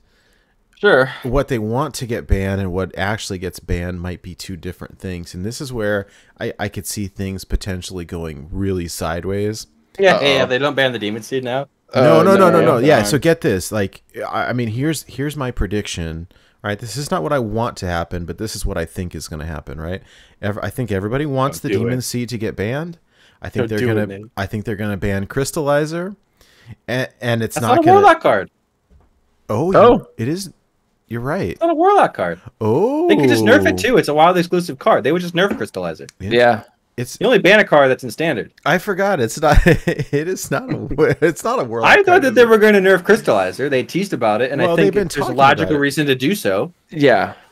I expected fully for them to nerf Crystallizer. I think it made a lot of sense. Yeah. It didn't it's not one of those field the reason you don't nerf like Cobalt Librarian, for example, is it ruins or nerfs other Warlock decks, like Reno Lock, for example, or something. So you don't want to nerf a card. I mean, maybe that'd be for the better if it hurt every deck, but like with Crystallizer, it's literally doesn't see play in anything else ever. It was made specifically for self-damage strategies. They were memey for a long time. You can nerf that card and nobody really cares. Mm-hmm. And so it fit. I thought it was a really fine nerf target. Whether or not it would be enough is a different story. But I thought it made a lot of sense. So I was surprised when I saw ban Warlock.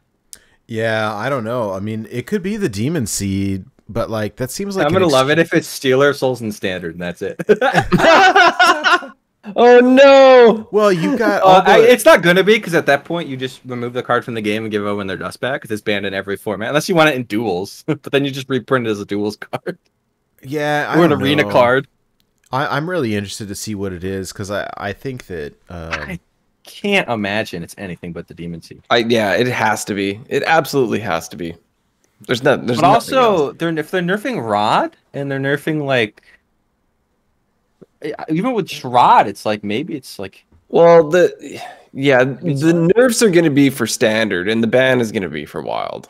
We don't know. They didn't say. Well, that's the thing. That's what I'm theorizing. They didn't technically say it's a wild ban, but there's no reason to ban for standard, because you can just nerf the card. Yes, so that's why I'm assuming that I think that's a reasonable assumption. The only reason you ever ban a card is if it's a standard only card that's in a good spot that you want to be there, but it's just absolutely breaking wild. Yeah. And so you ban it, and then when it rotates, you nerf the crap out of it. Yeah. Which is what they plan to do to Stealer. And which I thought they might do to Seed, but I guess they decided we don't want to wait. We'll ban it now? I mean, I guess. It's, gosh.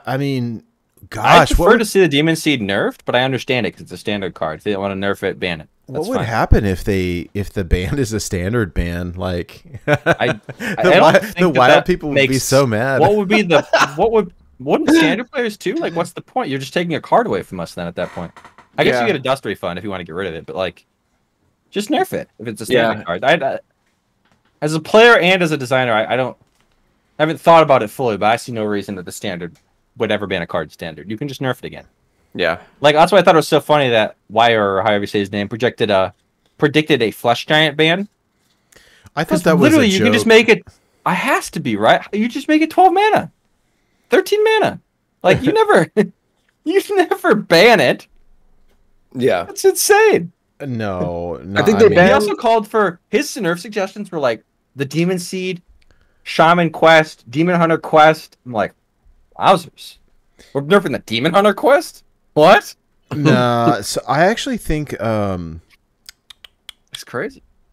I think that I like to look at Zach from Zacho from Sure. Vicious Syndicate. He does that science thing where he tries to look at the stats and kind of figure it out. Yeah, so he's got a couple here that I think were interesting hot takes. Predict the nerfs? Yeah. Oh no, I should have looked there. All right, so here's his prediction. He says, I'm surprised Demon Hunter's getting nerfed, guessing the Shaman and Warlock quests are getting tweaked. He says Warlock, Mithril Rod to 4, and Demon Seed. Shaman, Perpetual Flame to 2, and Command the Elements. Demon Hunter, Ironbound Brute to 8. Priest, Illucia, Effect Change, Demon Seed, Banned and Wild. Those are his predictions. So he thinks the Demon Seed's going to get nerfed and banned, which I guess could happen. Maybe I thought too short-sighted, but I guess, I mean, Soul Rend is a standard nerf, so I didn't like completely forget about that format. I'd be surprised. Like, the Demon Seed has revitalized the Warlock class in standard to a point that like it wasn't playable before. And it's a shiny new toy. I'd be surprised if they hit it. But like the argument that you have to eventually might make some sense. I mean, Yeah. Because they know what the hero cards are that are coming next expansion. They know what's in the mini set. So they might nerf Demon Seed and ban it. That'd be kind of wild. Kind of crazy. Wouldn't that be something? I don't. Imagine they nerf Rune Mithril, Soul Rend, and the quest. It's just like, screw you, standard Warlock players. I guess we'll see. The buffs are a different story. Like, it could be anything. I don't know. Oh yeah, those are a lottery. Those are nuts. I mean, I actually do think that in terms of I mean, they gave us a clue, right? He said the buffs would be Hunter, Mage, Warrior. And so if we look at, and then he says buffs looking at recent archetypes that didn't hit as well as we want. So I have to think that we're probably talking about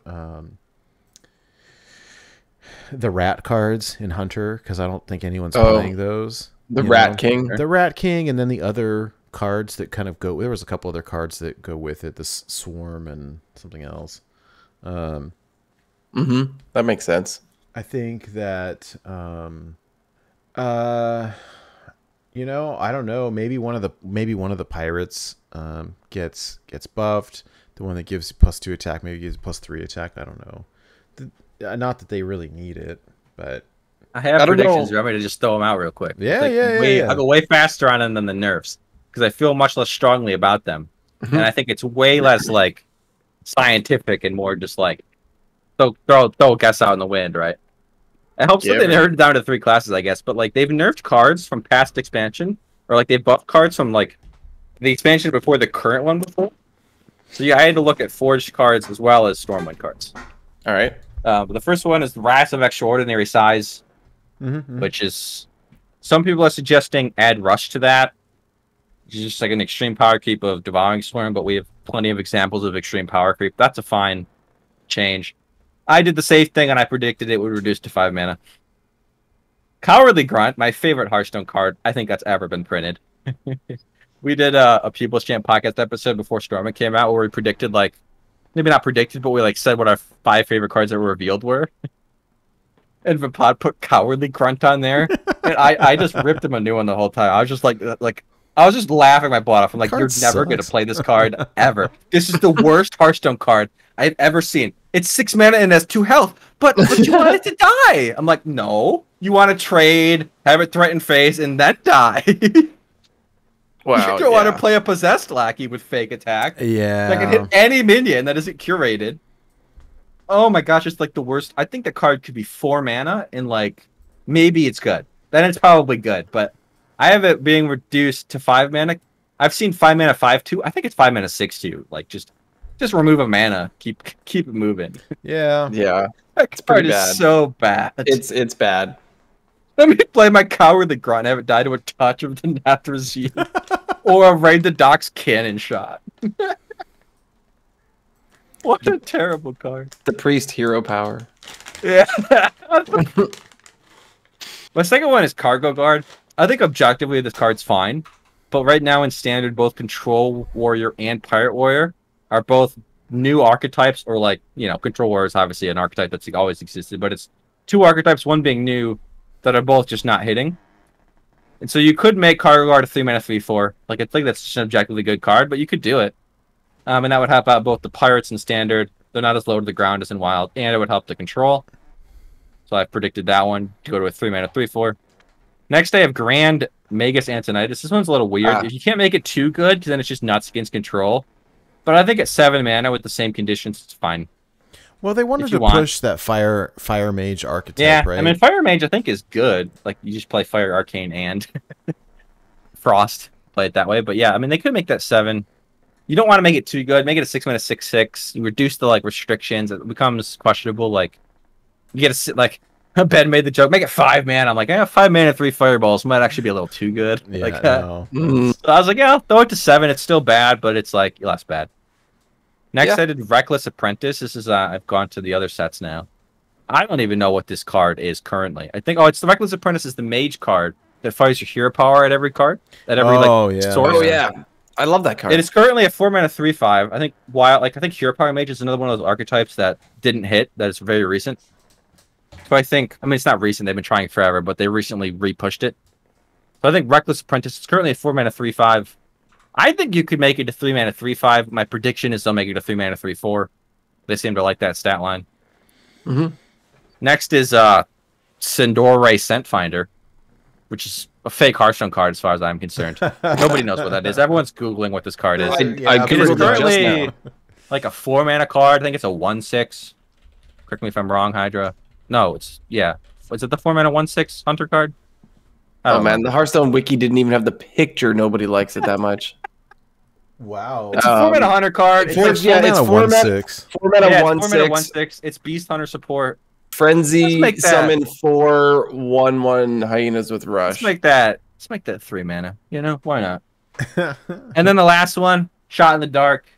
Same with Cargo Guard though. If you want to buff Pirates and Control, let's get my man Stonemaul Anchorman. 5 mana 4/5 Frenzy or Rush Frenzy draw a card, I believe. Oh yeah. I like Is that Stonemaul Anchorman? I Make like that the bad card, boy it's just too 4 slow. mana. Yeah. Make it 4 mana, then it's less slow and Control. And you run it in Pirates still, because they don't have as many standard Pirates. They have to run all of them. So that's another double buff. But these buffs are a crapshoot. I have absolutely no idea. Yeah. No, like I don't know if buffing cards for 1 mana does enough, so they might get crazy. They might pseudo redesign, pseudo just buff the crap out of cards. I have no idea. But these are my predictions.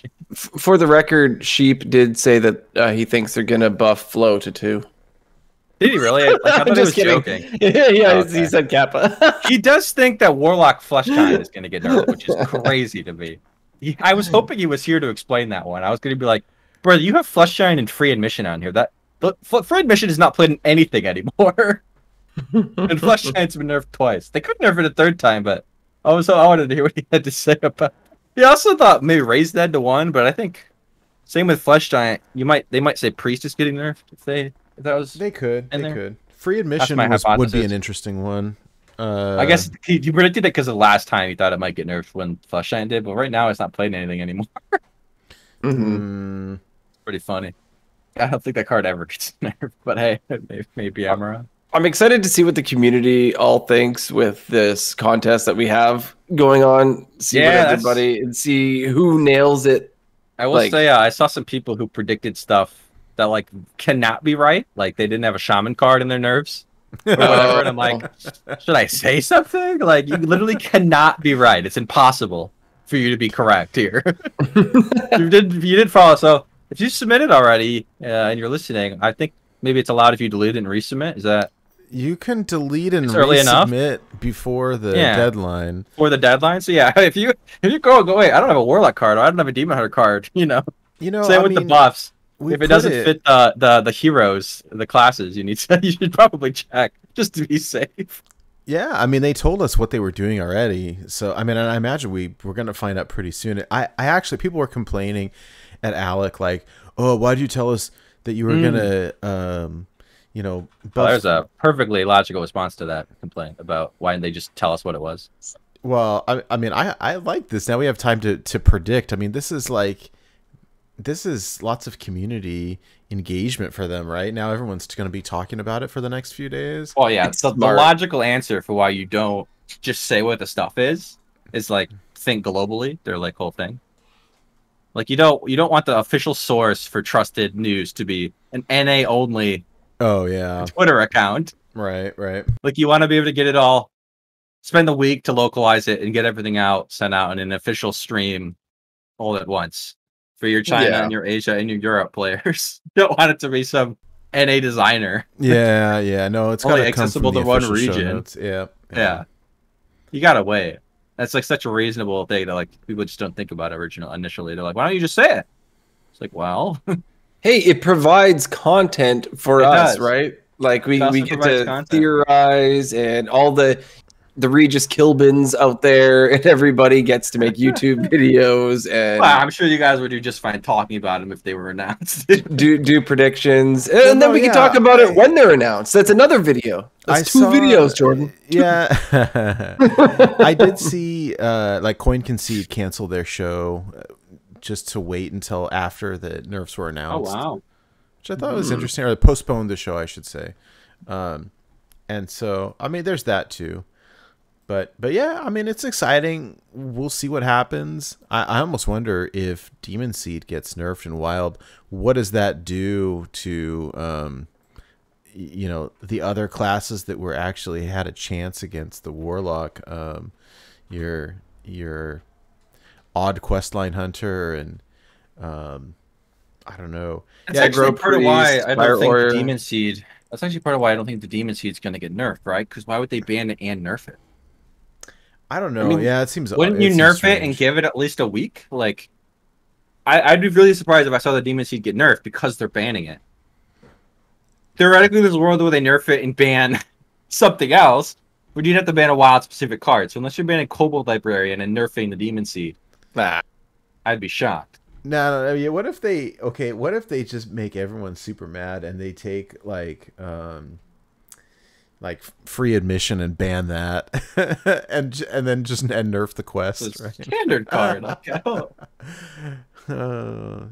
Yeah, no, it's the ban. The ban has really got to be in Wild. Could you right? imagine nerfing a card and then also banning it? It's like, here, this card has changed. It's now a 2-mana card. Also, you can't play it. It's banned. Like, what? It's still too good. The nerf is not good enough. It would be nerfed in standard. Like we nerfed this card. We tested it. It was still bad. We didn't really want to do any more work, so we're just gonna ban it. It's like, what? No. So I don't think there's any chance that Demon Seed gets nerfed because I'm pretty confident it gets banned. But if they manage to throw a ban our way, I think the only card you can consider, like the best 3 cards, are Flesh Giant, Touch, Kobold Librarian, and then like maybe Backfire or Mythal Rod. Yeah. I'm not sure what the 4th best card in the Giants list is, but like, of those, you can ban exactly Kobold Librarian. I'd be shocked if they did that. So I don't.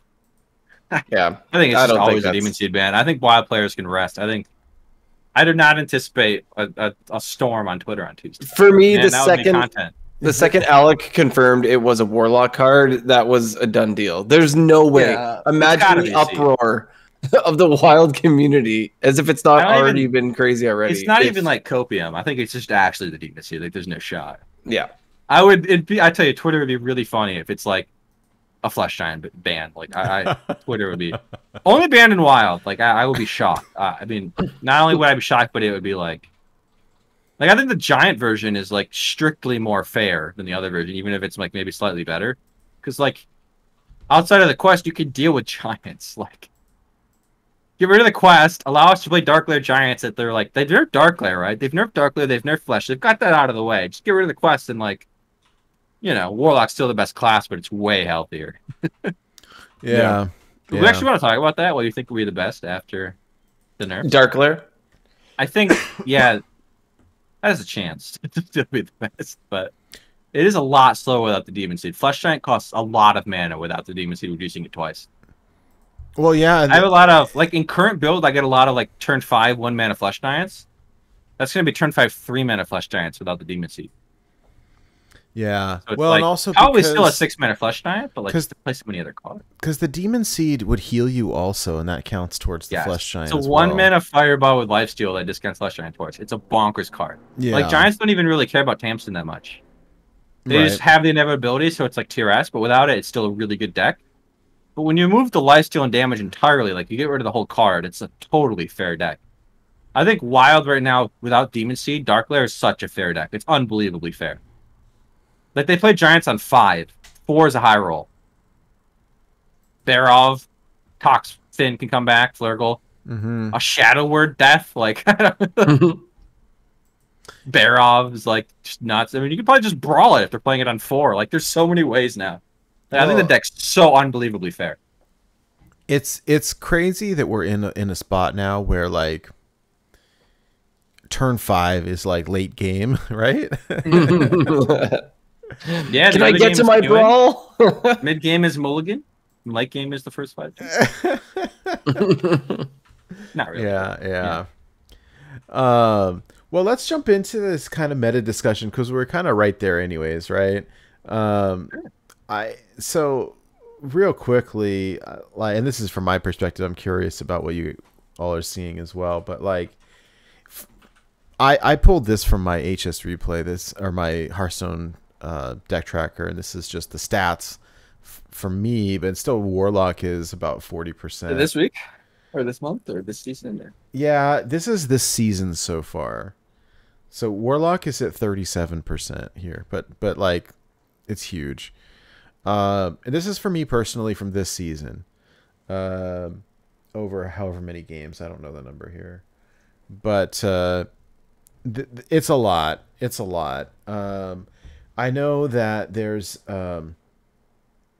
I mean, the other thing is, I don't know, like, right, I'm in like the kind of 2 to 400 legend range. I've been like floating right around 300. So I don't know if it's a pocket meta or if it's just the ladder in general. Jordan, what have you been seeing where you're at? Is it similar? I just pulled it up. In this current season, I have 39% Warlock. Okay. Oof. Yeah, no, I'm right there. Okay. Yeah, that sounds right about right. I've also apparently this season won 70 games and lost 70 games, so that's maybe that's a bit of a noob there.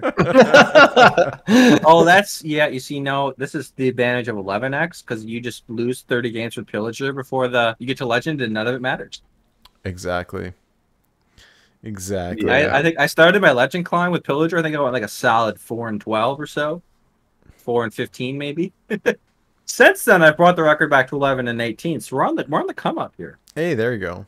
But it's those are most of my losses, and then Odd Hunter is the other one. I'm 21-23 with that deck. That deck sucks. Deck's terrible. You draw Baku in too many games. Stop him. Oh, we definitely draw Baku in too many games. That's my favorite. That one's also self-correcting a little bit now. That one I had a rough start with. I will say I'm kind of in the same boat with that one where I started out pretty rough, and then once you kind of learn how to play it, it's like, oh, okay.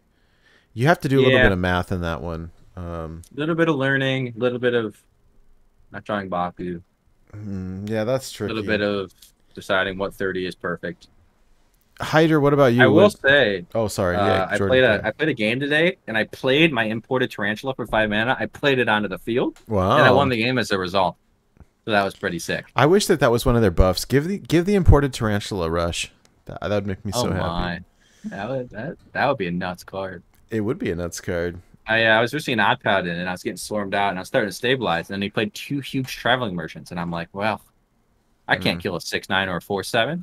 Ripped this Tarantula down, traded it into the 4/7, 1/1 poisonous into the 6/9, hero power the 4/3, stabilized, played my Tavish, killed him like 2 turns later. Sick. Put a Tarantula hard carried. What a card. Also, like, Viper and the Rush guy, like, you can just play those sometimes. They're just good. Yeah, I agree. Cards. I'll Viper, get to... like, the stats say you should keep it against Warlock. Some people disagree. I think you don't because there's, like, too many archetypes. But if you know they're playing Rod, I keep it against Warlock. Yeah. I don't like. Some people say it's wrong. I actually think it's just disgustingly good. So check this out. nuts. There's a new Tempo Storm meta snapshot. It's from 2 days ago on September the 14th, 3 days ago. The funny thing is, it's basically the same as the last one. So there's still 2 tier S decks, questline combo warlock, 4 giants questline warlock. So no real change. And then in tier 1, questline pirate warrior, odd questline hunter, and aggro priest. So no real surprise. Tier 2, Malygos druid, ignite mage. So Big fan of those. it seems about right. I have a really difficult time playing Malygos druid. I feel like I so disagree from a wild. I'm shocked that Pirate Warriors 3. Like that deck just like loses to Warlock. Well, it's good if you take Warlock out. Sure. But yeah. But that's 40% of your game, so you can only win up to 60% at most. Yeah. I'm shocked that it's the highest of tier 1. I think it's like from a ladder standpoint, probably a little bit lower. But I don't think it matters much because it's not Warlock. Oh wait, hold on. Yeah, so okay, Hydra, I've got yours here.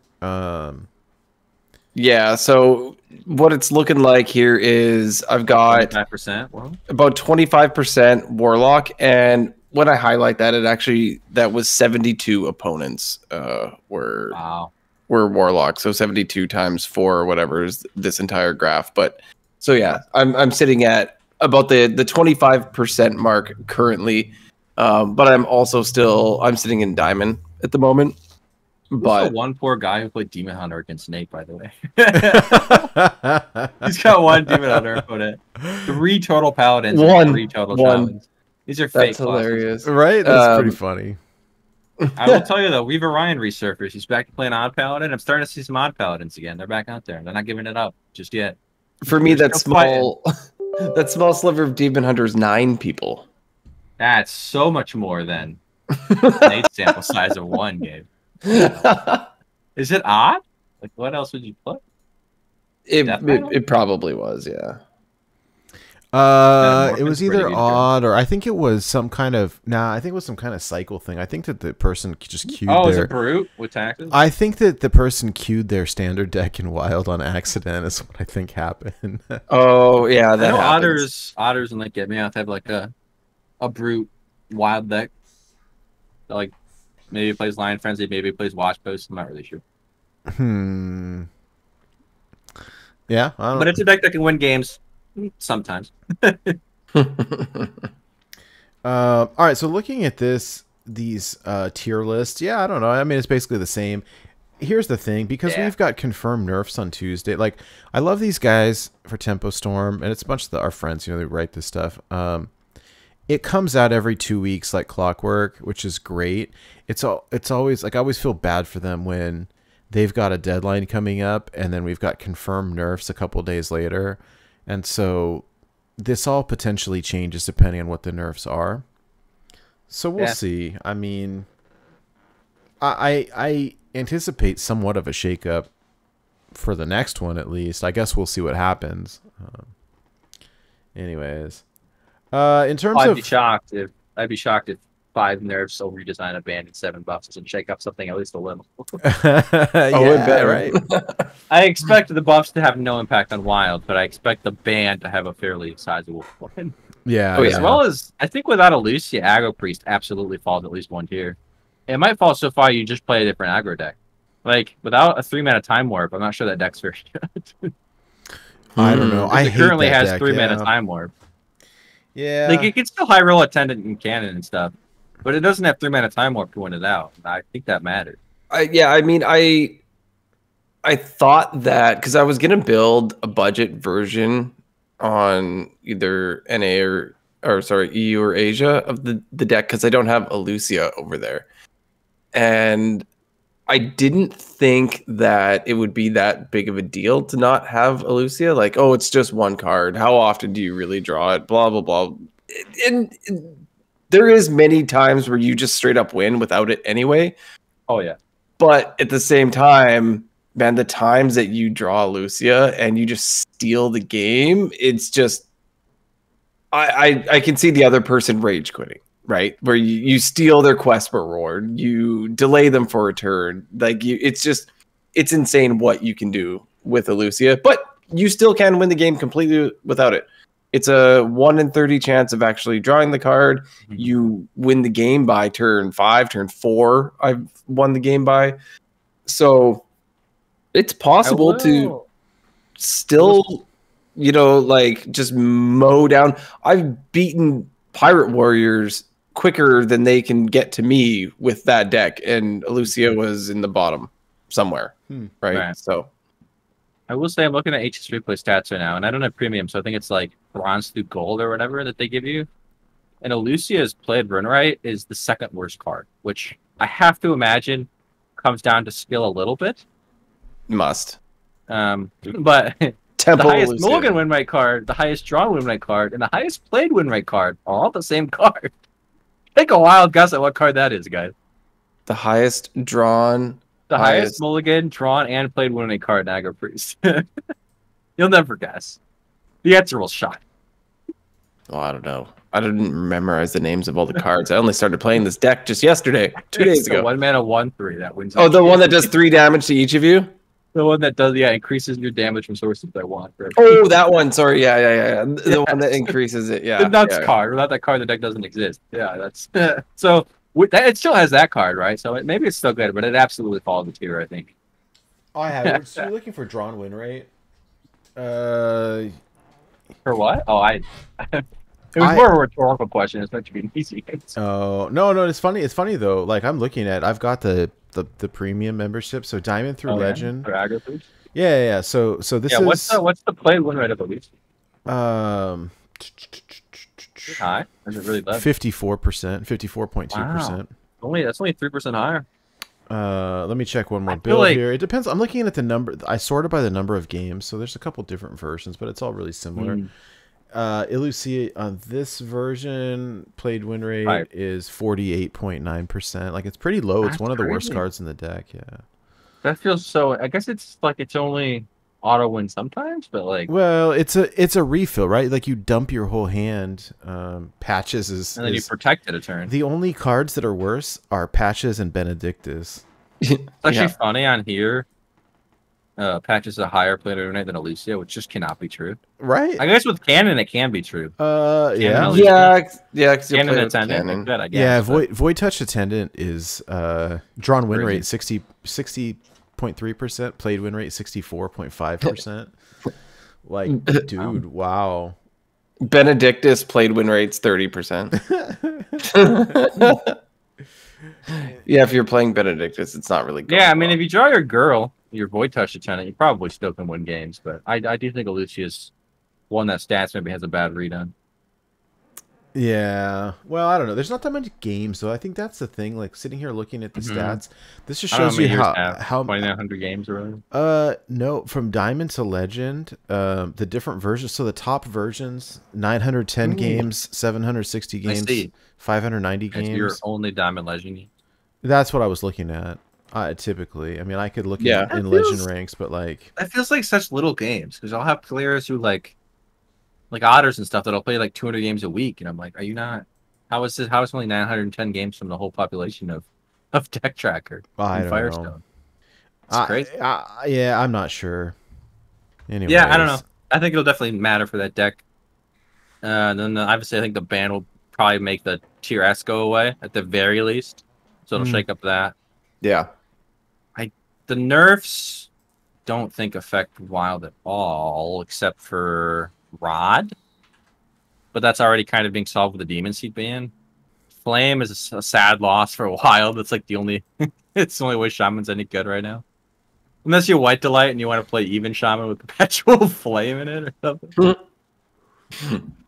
Yeah, I know. Yeah, and Brute's not good in Wild. How long has it been since we've seen a meta report that doesn't have Reno decks on it? It's crazy. So God bless America. So yeah, for me, I've been playing. I've been really enjoying this Odd Questline Hunter. It's great. I've seen a couple different versions. This is the one that, of course, Blue Train has been playing with. It's got the tradable cards. So you've got 200s marks. Okay. Yeah, Hunter's Mark feels bad, but it works well on giants or like a Rokara when your opponent completes the pirate quest. I don't like the card, but like there's not better support cards, and it's kind of a necessary evil, I think, right now. This is running the tradables, so it runs 1 copy of Impatient Shopkeep. It runs 2 copies of Restaurant Viper. The Viper is great, I think, because the tradable is wonderful, but like killing an Ankar, killing the Warlock weapon, the Rod, is great. Oh, there's nothing better than them corning Rod and you playing Viper on 3. Woo! Yeah, That is good stuff. I had one the other day. This was in standard, but like this my opponent had played a Rod and then backfired and drawn 3 cards, so it hadn't completed the Rod tick yet. And then I dropped the Viper, destroyed the Rod. It was like, it's so satisfying. That's crazy, yeah. So I like this version. I feel like this is pretty solid. I don't think that it's settled 100% yet. Like the deck could change later depending on buffs. So we'll see. Yeah. I love Beardo in the deck. I've won so many games off of Beardo. Yeah. So the people that have been debating about Beardo is great. I'm full Beardo. Yeah. It's a game changer for sure. Like if you have not completely gotten your quest complete, it does it for you. Like basically it's the reward without completing your quest, and I've stolen games I had no right winning with Beardo. Yeah, it's also really good because against like Warlock and stuff, it's correct to just hero power every turn. You just weave them in, so you don't complete your quest very fast. So you get it to 3, and then you just win with Beardo instead of wasting those cards to get Tavish to do the same thing later. Yeah, yeah, it's pretty solid. It's like it's weird. It's like it feels like a flex card that you could kind of remove because it's so matchup dependent. But at least like the time when you need it, it's insane. Kind of like Lucia, right? What a beautiful cat. Yeah, that cat is looking pretty good there, Nate. The cat decided to go downstairs. What did the stats say about Beardo? I love the guy Beardo there. I'll take a look. I'll take a look at this. I'll take a look at my terrible list that people run with Secret Plan and Mystery Winner. There's no Beardo in this deck. This looks sucks. So here's the thing. All right, I've been playing this in Wild, and then in Standard, I've been playing the same deck, but the Standard version. So the Wild version by Blue Train, Standard version by Sidisi, who's a wonderful Hunter player. The difference, I mean, it's essentially the same deck. Really, the difference is that because Standard is slower, you can run Cotobane, you can run Dr. Slade, which are super cards, or Professor Slade. Coincidentally, they're odd cost, but I just think that they're too slow for Wild, right? They're way too slow. And because of odd, like Cotobane would be a 5-mana draw 2, because like you don't draw a 2-cost card. Slade is interesting if Slade is interesting because if I mean, it feels like a dead card in your hand, but like if the quest goes away and we're seeing a lot of Demon Seed or Demon, I'm sorry, like Dark Lair Giants type thing, like Slade is cool, I guess, but it feels so slow to me. It's basically the same deck, though it plays a lot similar, and I'm having a lot of fun with it. It's really enjoyable. Yeah, I don't know. Cotobane is great in Standard. I think it's got the highest drawn win %, but it's 5-mana draw 3 on a stick. Yeah, Barra Cotobane's one of those cards that I crafted before I should have. I crafted it for Odd Hunter, and then eventually I rotated out. What a fool I was, crafting cards too early. Oh, been there, done that. Happens to the best of us. Yeah. You know, I mean, Corb has been trying a non-odd version of Quest Hunter. He will have been trying since day one. I think it just has to be worse at this point. It is. No, I think it is. It's at least consistent anyway. It's got maybe higher high rolls, but yeah. Like I love the idea of playing Serpent Bloom Dread Scales in my my Questline Hunter. Ooh. But playing Buzzard draw card stuff seems really good. Like It probably has a lot better chance against like the Odd Paladins of the world, right? But never beats Warlock. Yeah. Without Seed, though, it could, because Dreadscale Silverwound could kill the Giants. Maybe an option there. In a post patch world, we'll see. Yeah, we'll see. Anyways, I'm stuck playing the Hunter stuff. I've really been enjoying it. I don't really want to play anything else. That being said, I mean, I really think that you have to kind of go along with the meta. Like at the beginning of the month, I really wanted to play Pirate Warrior because I was having so much fun with it, and it was just doing so poorly into all the Warlocks, and it messed up my MMR. Like I had like some 40-45% win rate with it, and like I was making very slow progress in my climb, and my MMR was bad. Like I came in at 33 last month, and this month you're 11x. You would have got there with Pirate Warrior. I would have got there. But like it just was. I got tired of losing so much. I switched over to this and like sailed up there. But like I don't know. I mean, I shouldn't have forced it, I suppose. But the Odd Hunter with the questline feels pretty strong right now. It's a little tricky to learn, but once you get the hang of it, it's not bad. Yeah, it's a deceptively complicated deck. It feels like it should be easy, but a lot of players make a lot of... Well, there's this rush, right, to like complete the quest as soon as possible, and you don't need to do that. It's like, yeah, get your weapon shots or your hero power. The amount of times you should be coining on turn 1 while playing the quest is like got to be sub 5%. It's almost always wrong. It's like 1%. It's so low. It's like low. You only like the only time I've ever coined on 1 is like to play like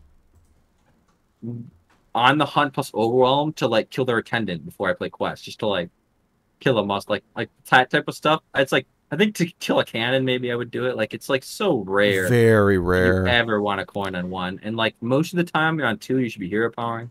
Yeah, they have minions. If they're Pirate Warrior or a priest, kill their stuff, but like take it slow. Leave in some hero powers. Chill. It was explained to me. Blue Train explained it as like, hey, this is a control deck. Play it like a control deck. It is a control deck. It truly is, and that control is dead unless your hero power deals 3 to the face. That's right. Now, the interesting thing that I learned recently was like keeping toxic reinforcements against Warlock, playing it on turn 1. It's great, and that's one of those things you got to learn with the deck. Yeah, and I've gotten like surprise lethal a couple of times with like power shotting my own leper gnomes, which has been pretty fun. So it's good times. One thing that I learned about playing Quest Hunter is I recently played a standard version of Quest Hunter, and you won't believe how many times I forgot that my hero power only did 2 damage in standard instead of 3, and target a minion and oops. It feels terrible. Oh my gosh. It's so bad. I did it so many times because you're used to it.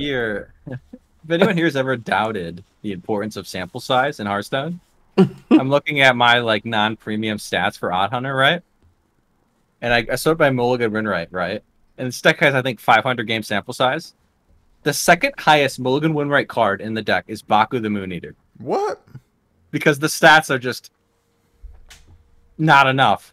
The highest is Impatient Shopkeep. The second highest is Baku the Moon Eater. Arcane Shot is the 5th worst Mulligan win rate card in this deck, according to these stats. So sample size is really important. Yeah. Apparently. Wow.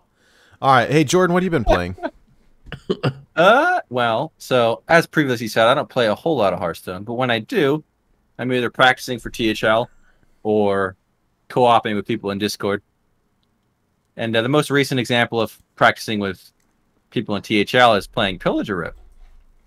So usually I like to, either practice or like climb ranks, stay to higher rank. And if I'm really lucky, I do both at the same time, which actually happened with Pillager Rogue, which is really rare. I think poor Otter's like dumpstered with Pillager Rogue today. He's like in like the 300-400s. He was in. Dumpster. He was about. I faced him twice last night on ladder. Yeah, today he was around. He was like he was around gaining 150. numbers pretty. Yeah, I played him today at 298, and then I saw him the friends list. He was like 370. Oof. Playing Pillager. He beat me once. Which I beat him was once. unfortunate. It was, yeah.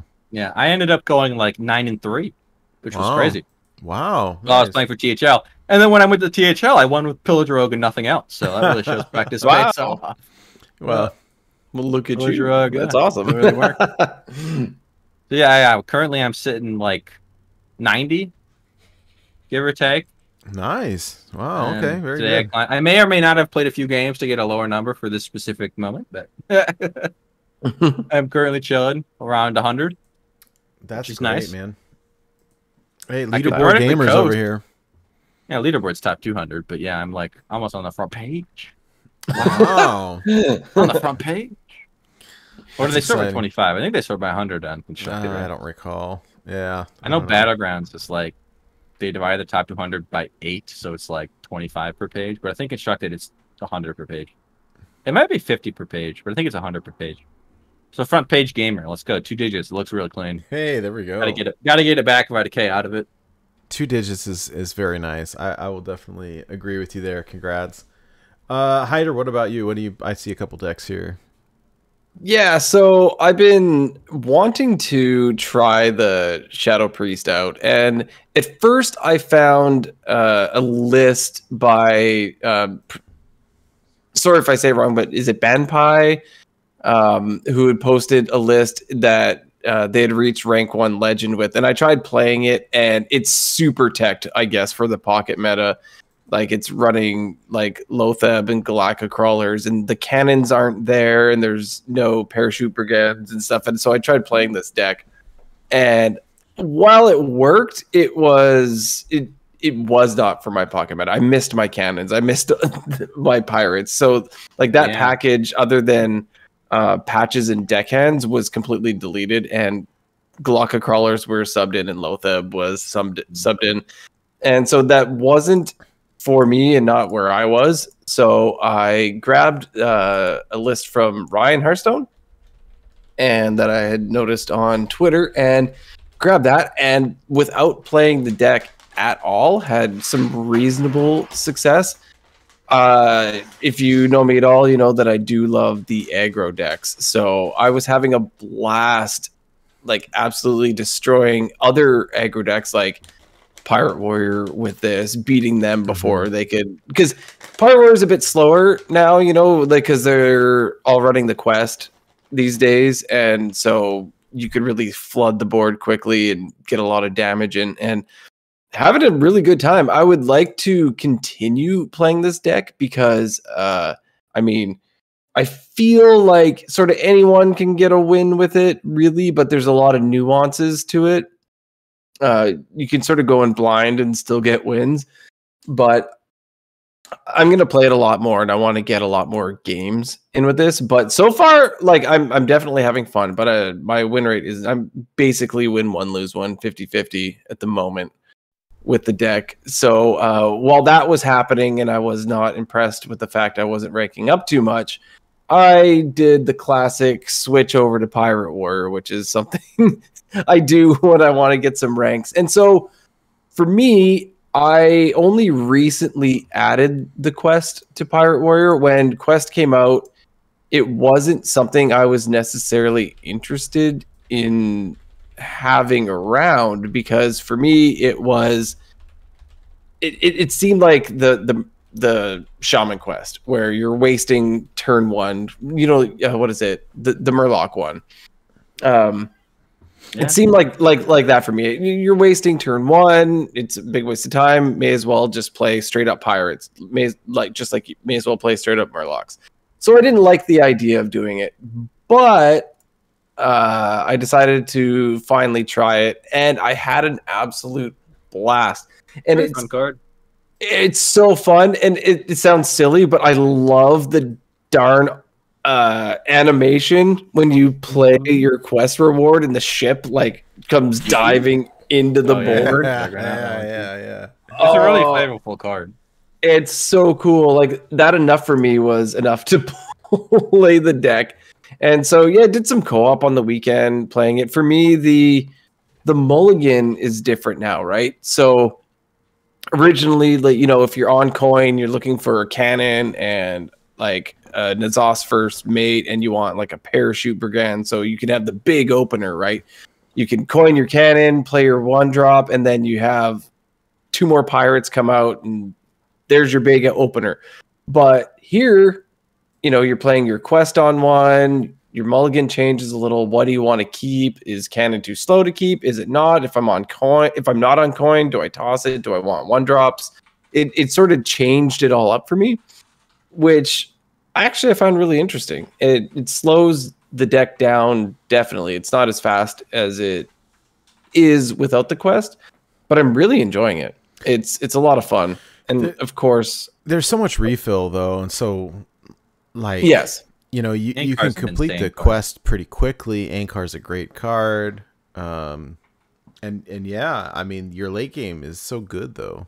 That's the thing. The late game is infinite, really, right? Once you've got the quest reward, you get your weapon every turn, you get your pirates, you get your shots. It's really cool. And so I'm definitely enjoying that. I'm not sure what I want to continue with for the rest of the month. I'll probably bounce around between these 2 decks, the Aggro Priest, the Shadow Priest, and the Pirate Warrior. I'd like to put more time into the Shadow Priest just because it is something different. It's something new.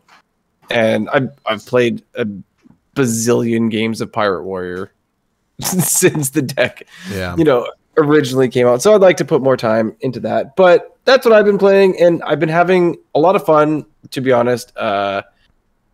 Last week I wasn't so happy. I feel like next week I'll be even happier though. So probably. I'm surprised you're only running 1 Corsair, man. You ever hit that card on a rod? It feels pretty good.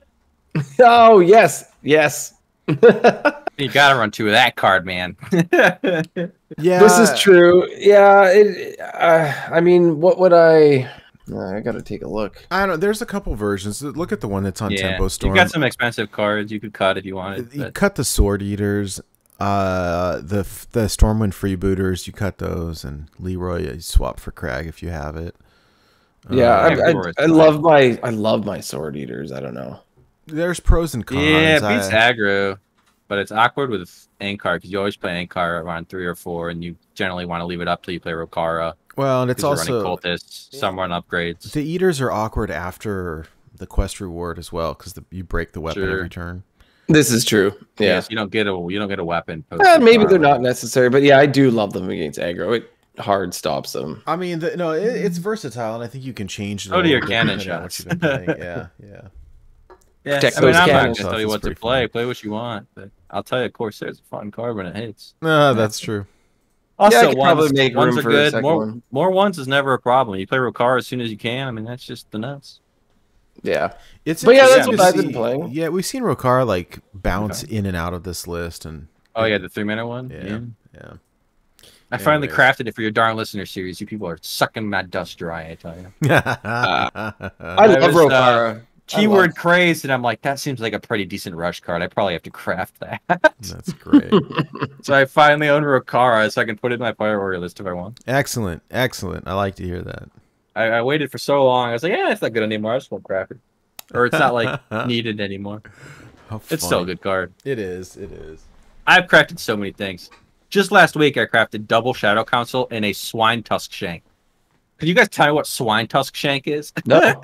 Off the top of your head. It's an epic I crafted for a deck that I think was actually quite insane. Gonna have to Google that one. Oh, apparently I've Googled it before. It's a card I crafted for the listener series. It's a rogue weapon. 3 mana, 2/3. After you play a poison, gain 1 durability. It's 3 mana, 2/2 weapon. After you play a poison card, gain a durability. That's the card. So the deck essentially for Yeti Week was there's no taunts. So you play this card, you play a Deadly, you play a Paralytic, you play a Silverleaf. Suddenly you've got a 9/4 weapon that draws a card and hits them for 9. And if you hit a minion, you take no damage. And you just kill your opponent with a big weapon. Hey, I mean, that sounds pretty good. It was pretty good. It was like Bonk Druid on steroids. It was 400 dust good. Well, yeah. Unfortunately, it was good enough. I had to craft it. Same with Shadow Consoles. I had to craft 2 of those bad boys. Shadow Council. I crafted my convictions back, for my paladin, and it got banned. Unfortunate. Should have submitted it without owning it and just like craft it if they don't ban it. I happened with THL too. The first pick of THL, I wasn't on a team. I was subbing. I subbed for Hazer, so I had to play his decks that he submitted. So I had to craft like Bulwark. No. I had to craft like Bulwark and stuff for this odd Pirate Warrior he brought, and it got banned. I was like, oh no! I should have waited until after bans to craft this Bulwark. I'm never gonna play this card. I have a Bulwark I'll never play. Yeah. Wild's the listener series. Wild's a little fast for Bulwark. Well, it is sucking all my dust. It is exclusively the only reason I pre-ordered, right? So that I'd have dust. Because in actual Wild mode, there's like 15 cards at most I could play from a new expansion. But now I can craft Shadow Council and Swine Tusk Shank. Wow. That's great. It is pretty great. It's pretty good. There's something simplistic about the early game of Hearthstone being Blazing Battle Mage into Rivercock into Spider Tank, and then your real deck strategy shows up. It's honestly quite awesome. It really is. It really is. It's really great. Like you start getting powerful stuff with your spells and your weapons and your stuff later, but turn one the nuts is just like Battle Mage. It's so nice. No, right? Like, yeah. There's no quest. You can't play pirates because classic curve. Only amalgam. You could play Seed.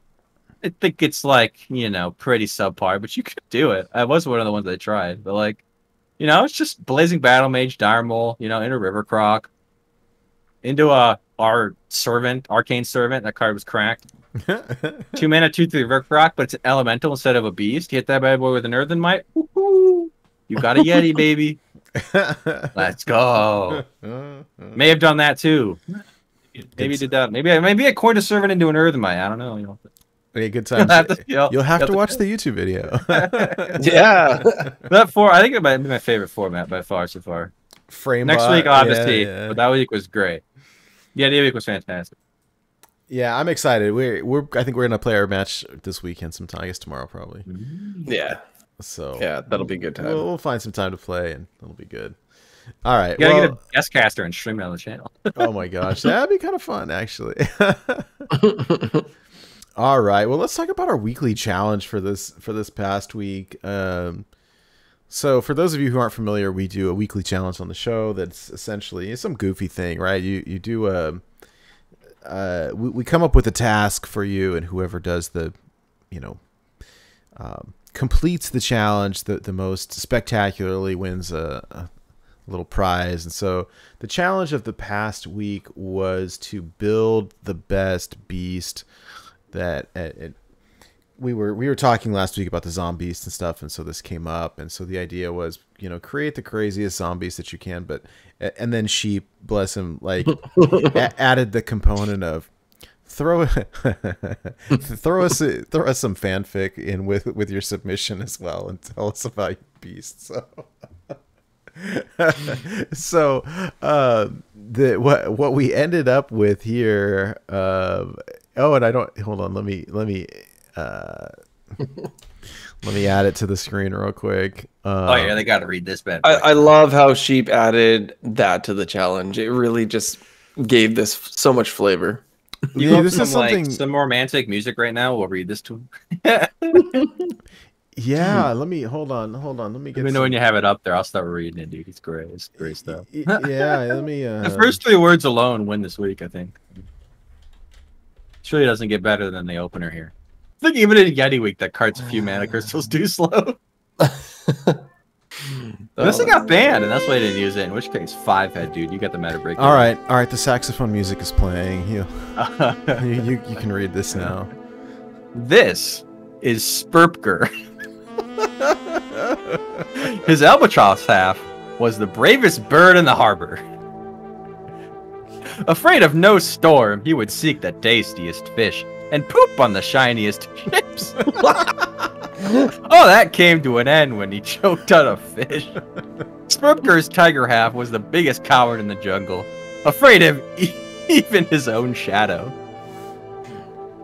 He hopped into a tar pit and heard a large bug buzz. In his current life, Sperp-ger combines the caution of his tiger half with the bravery of his bird half to hide for a turn before smacking his opponent in the face for 9. Wow. The bravest bird in all the harbor. The bravest bird. Where did we get harbor? What a great word. It's not in all the land, you know. It's not some generic. It's in the harbor. Jeez, In that's the harbor. great. I love it in the harbor, dude. It's where the bird flies around. You know, in Poop the on the harbor. tastiest or the shiniest. Poop on the tastiest fish. Wow. Just take the tastiest fish, poop on the shiniest ship. Yeah. Pretty good. Wow. Well, good, Yeah, good work, Schmoopy. That was pretty funny. I like it. All right. So here's this week's challenge for everybody who wants to participate. So this week's challenge I'm calling Buff the Nerfs, and so here's the challenge.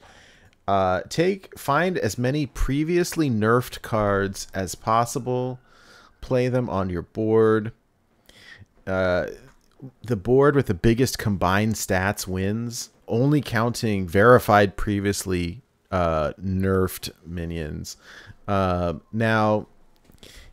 in the spirit of this, right, minions on your boards, by the way, minions that are on your board that were never nerfed don't count towards your total. Like, you could have other minions, but they won't count towards this total, right? So because we're looking for the largest combined stats, you should buff those old nerfed cards somehow. So you can choose your own preferred method of buffing them. There's lots of ways. You can spells, you can hand buff, whatever you want.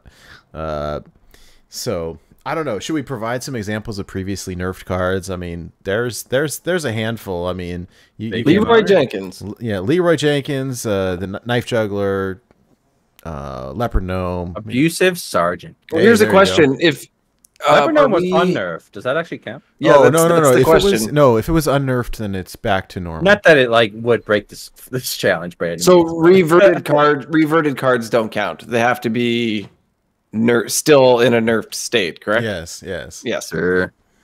Yeah. Okay. Yeah. Anyways, so yes, play cards onto your board that were previously nerfed, and the board with the largest combined stats wins. So ideally, you want to buff your old nerfed cards. There we go. Buffs and nerfs. Kenrai is currently queuing up. Yes, I Fire imagine. Priest right now with only a big game hunter in his deck. He's just making like a 90-90 big game hunter. Shh. You're giving him ideas. All right, so to participate, Funniest card you could buff. What's the memeiest nerf to just make huge? Do they nerf anything to a 1/1 or something that you could just make huge to restore its glory? You could play the charged minion on. First submission needs to be patches with the charge card applied to it. It's a 3/1. That's your submission. I want to see patches. Yeah, patches with charge with Warsong Commander.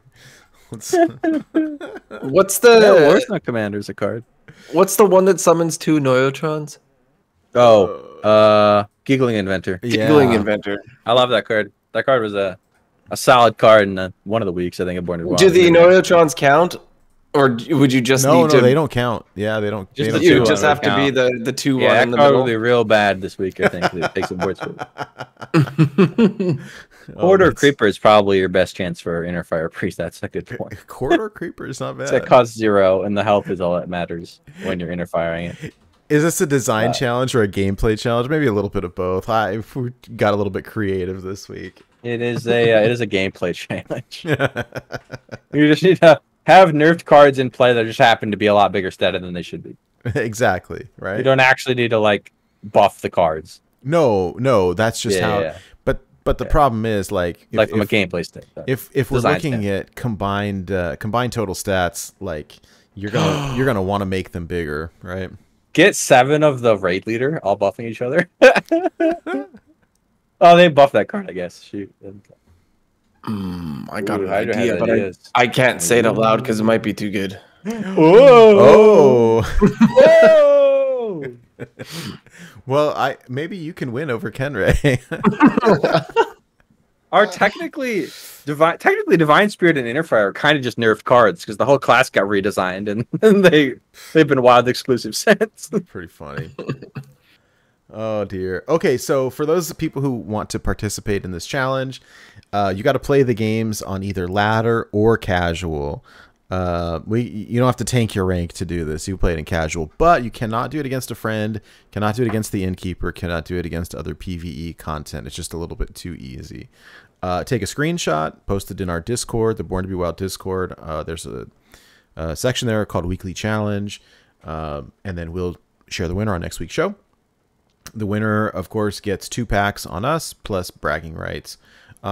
If you're looking for our Discord, the easiest way to find it is go to our website, which is borntobewildhs.com. Click on the page that says Find Us, and then there's a link to the Discord with an open invite to join. So, yeah. Okay, cool. I'm excited to see what everyone can come up with, especially you, Hydra. So, cool.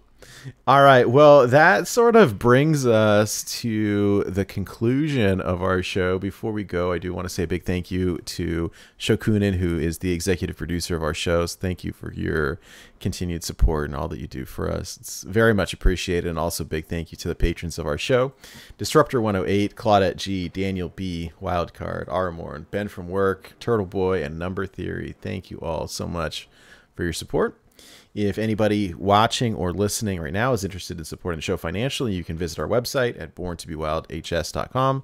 Click on the Find Us page, and there is a link to our Patreon with plans as low as $1 per month. Any money that we get goes back into the show. If you're somebody who is on Twitch a lot, we do have several emotes that you can unlock by subscribing to us on Twitch. Amazon Prime is a good thing as well. Yeah. But yeah, I mean, mostly we just enjoy... really appreciate everyone who's watching, appreciate everyone who's listening. And please don't feel obligated at all.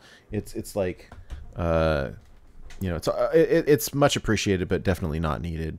So, yeah. And a very big giant thank you to Jordan. Thank you for hanging out with us tonight and chatting and giving us your insight, donating your time on Friday night when you could be doing anything else. So, my pleasure. Thank you, sir. Much appreciated. Thanks for having me. Yeah, absolutely. And hey, for people who wanting to follow your content, where can people find you? You could find me JordanMG on YouTube. That is the if you would do one thing for me, subscribing to my YouTube would be the one thing I would ask. One subscription on YouTube feels like 1,000 Twitch followers. It's like gotta love that. Speaking of Twitter, you can follow me there. I'm at JordanMGS. Fortunately, JordanMG was taken, but if you search JordanMG, you'll find me. If you want to join the People's Champ Podcast Discord, you can as well. The main attraction, the elevator pitch for that channel is the NFL channel. If you like sports ball, want to watch some football games, hang with the boys, we got Fantasy Football League. You can always join that next year. Ooh, you can find me there. Nice. It's kind of the channel that's popping. There's Hearthstone in there too, but that's the. What makes our Discord special is the NFL Trash Talk channel where we flame the Lions and the Giants and everybody else who sucks. And we have this fun thing where, like, in the fantasy league, whichever team loses by the biggest margin, the winner gets to change the name of the loser's team. So as soon as Gold Daniel gets blown out, his name is being changed to Life Tap Cost 3. So whoever gets the biggest blowout gets to change their name. So we have some fun in there. It's like Sunday, Gold Daniel. They all have a good time. Oh, nice. That's good. That's great. Lastly, if you want, you can follow me on Twitch, JordanMG. I don't stream that often, but when I do, it's almost always Hearthstone. Cool. Yeah, Jordan streams are fun streams. I like them. And your YouTube videos are second to none. I really enjoy them. They're super fun. Great sense of humor. So good times. Sheep is not here, so I will shout out Sheep. If you're interested in following Sheep, as he would say, you can follow him online at either eSheep City, where that fits, or at Electric Sheep City, where that fits, and at eSheep City, where that does not fit. He does have Twitter, Twitch, and of course he does have a Discord and a website. Ideally, Sheep will be rejoining us next week when the internet problems subside. Truly unfortunate. Hydra, where can people find you? You guys can always find me on Twitter at Hydralisk_HS. And when I do stream, Hydralisk_HS on Twitch as well. You can also find me in our Discord, where I highly recommend that if you're listening and you're looking for a community to discuss the game, come check us out. there is a great thriving community there where we discuss all things Hearthstone and everything else in life. So there's channels for all our different types of decks for every single class, and we just have a really good place. You can just come and chill. We've got the co-op channel, which is the voice channel where we sit there and we talk through plays. We just hang out. It's a really good time. So I highly recommend that. Nate, where can we find you? Yeah. So I'm pretty active on Twitter. You can find me there at NateWolfTCG, NateWolfe TCG. Getting back to my trading card game roots, playing some Pokemon lately, so that's kind of fun. And yeah, shout out the Discord again. I'm very active in the Discord. It's a lot of fun interacting with everybody. I really, really enjoy doing co-op games. So if anyone's interested in that, can always see you there. A lot of different channels. I'm looking forward to. We've been chatting in chat today with Goliath. Has been baking bread and just posted pictures of it in the Discord. Looks very good. I'm pretty hungry. I'd like to. Had to look away. You can smell it from here. Yeah, and then you can find us online at borntobewildhs.com, and we try to keep that fairly updated with all of our weekly episodes. There's both the audio version and the video versions there, and so yeah, thank you all for joining us tonight. Thank you everybody who's hanging out in chat. Thank you to everybody who is watching this on YouTube. Thank you to everyone who's listening to this on one of the podcast apps or on our website. Really appreciate it. If you want to all join us next week, our special guest next week is Elusive Lucy. It'll be a lot of fun. So I hope you join us then. And wanted to end the show with a couple of special shout outs. It's been something kind of fun to do. So I did want to give a big shout out and thank you to Kay, who played some games with me to test our Born to Be Wild listener series games this week. And that was a lot of fun. We had a lot of fun playing. And also one big shout out to, we got tagged in a Twitter post earlier today by Joe Psycho, who says, after falling to a 9x multiplier last month, I came in at rank 757 in Legend today with Seedlock. Born to Be Wild had a guest who said he put in the demon seed and clicked to autocomplete. So I tried that, and here's the list. So that was Shibo, right? For success, right there. Yeah. So that was Shibo who did that. And talked about it a couple episodes ago. But good times. So hey, Joe Psycho, big shout out to you, and thank you for tagging us on Twitter. So that's amazing. Yeah, Hydra, anybody you want to shout out? Yeah, I actually wanted to give a big shout out to the Blizzlet podcast, which is sometimes Hearthstone, most times not. They had Cora's dad on as a guest recently. Oh, I haven't listened to it yet, but I wanted to. He's one of my favorite Twitter people. He's hilarious. Oh, yeah, he is absolutely hilarious. Twitter account. And they got him on the show, and I highly recommend that you guys go give a listen to Blizzlet and check out that episode. Check out their other episodes too. They're absolutely hilarious. And yeah, Steve, I believe his name is, right? Cora's dad. He is an absolute hoot on Twitter, and he's really good on the show. So shout out to those guys. Highly recommend. Go give it a listen. Awesome. What about you, Jordan? To end out the show, anybody that you want to shout out, or any final words of wisdom? Words of wisdom. Play your 1 mana card on one, win some games. Don't overthink it. I guess shout out to Vapod. I don't think he's here. He had plans, and I didn't tell him I was on. But he's my co-host. He's my best friend. I must have missed this.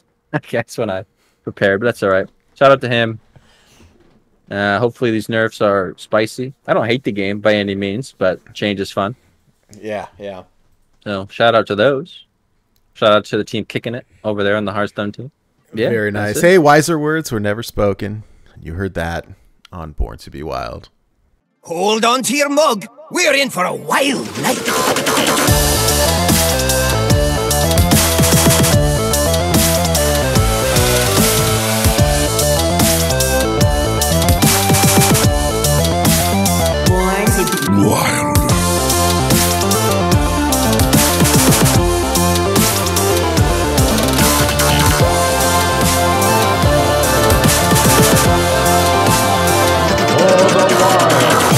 the power of the wild world.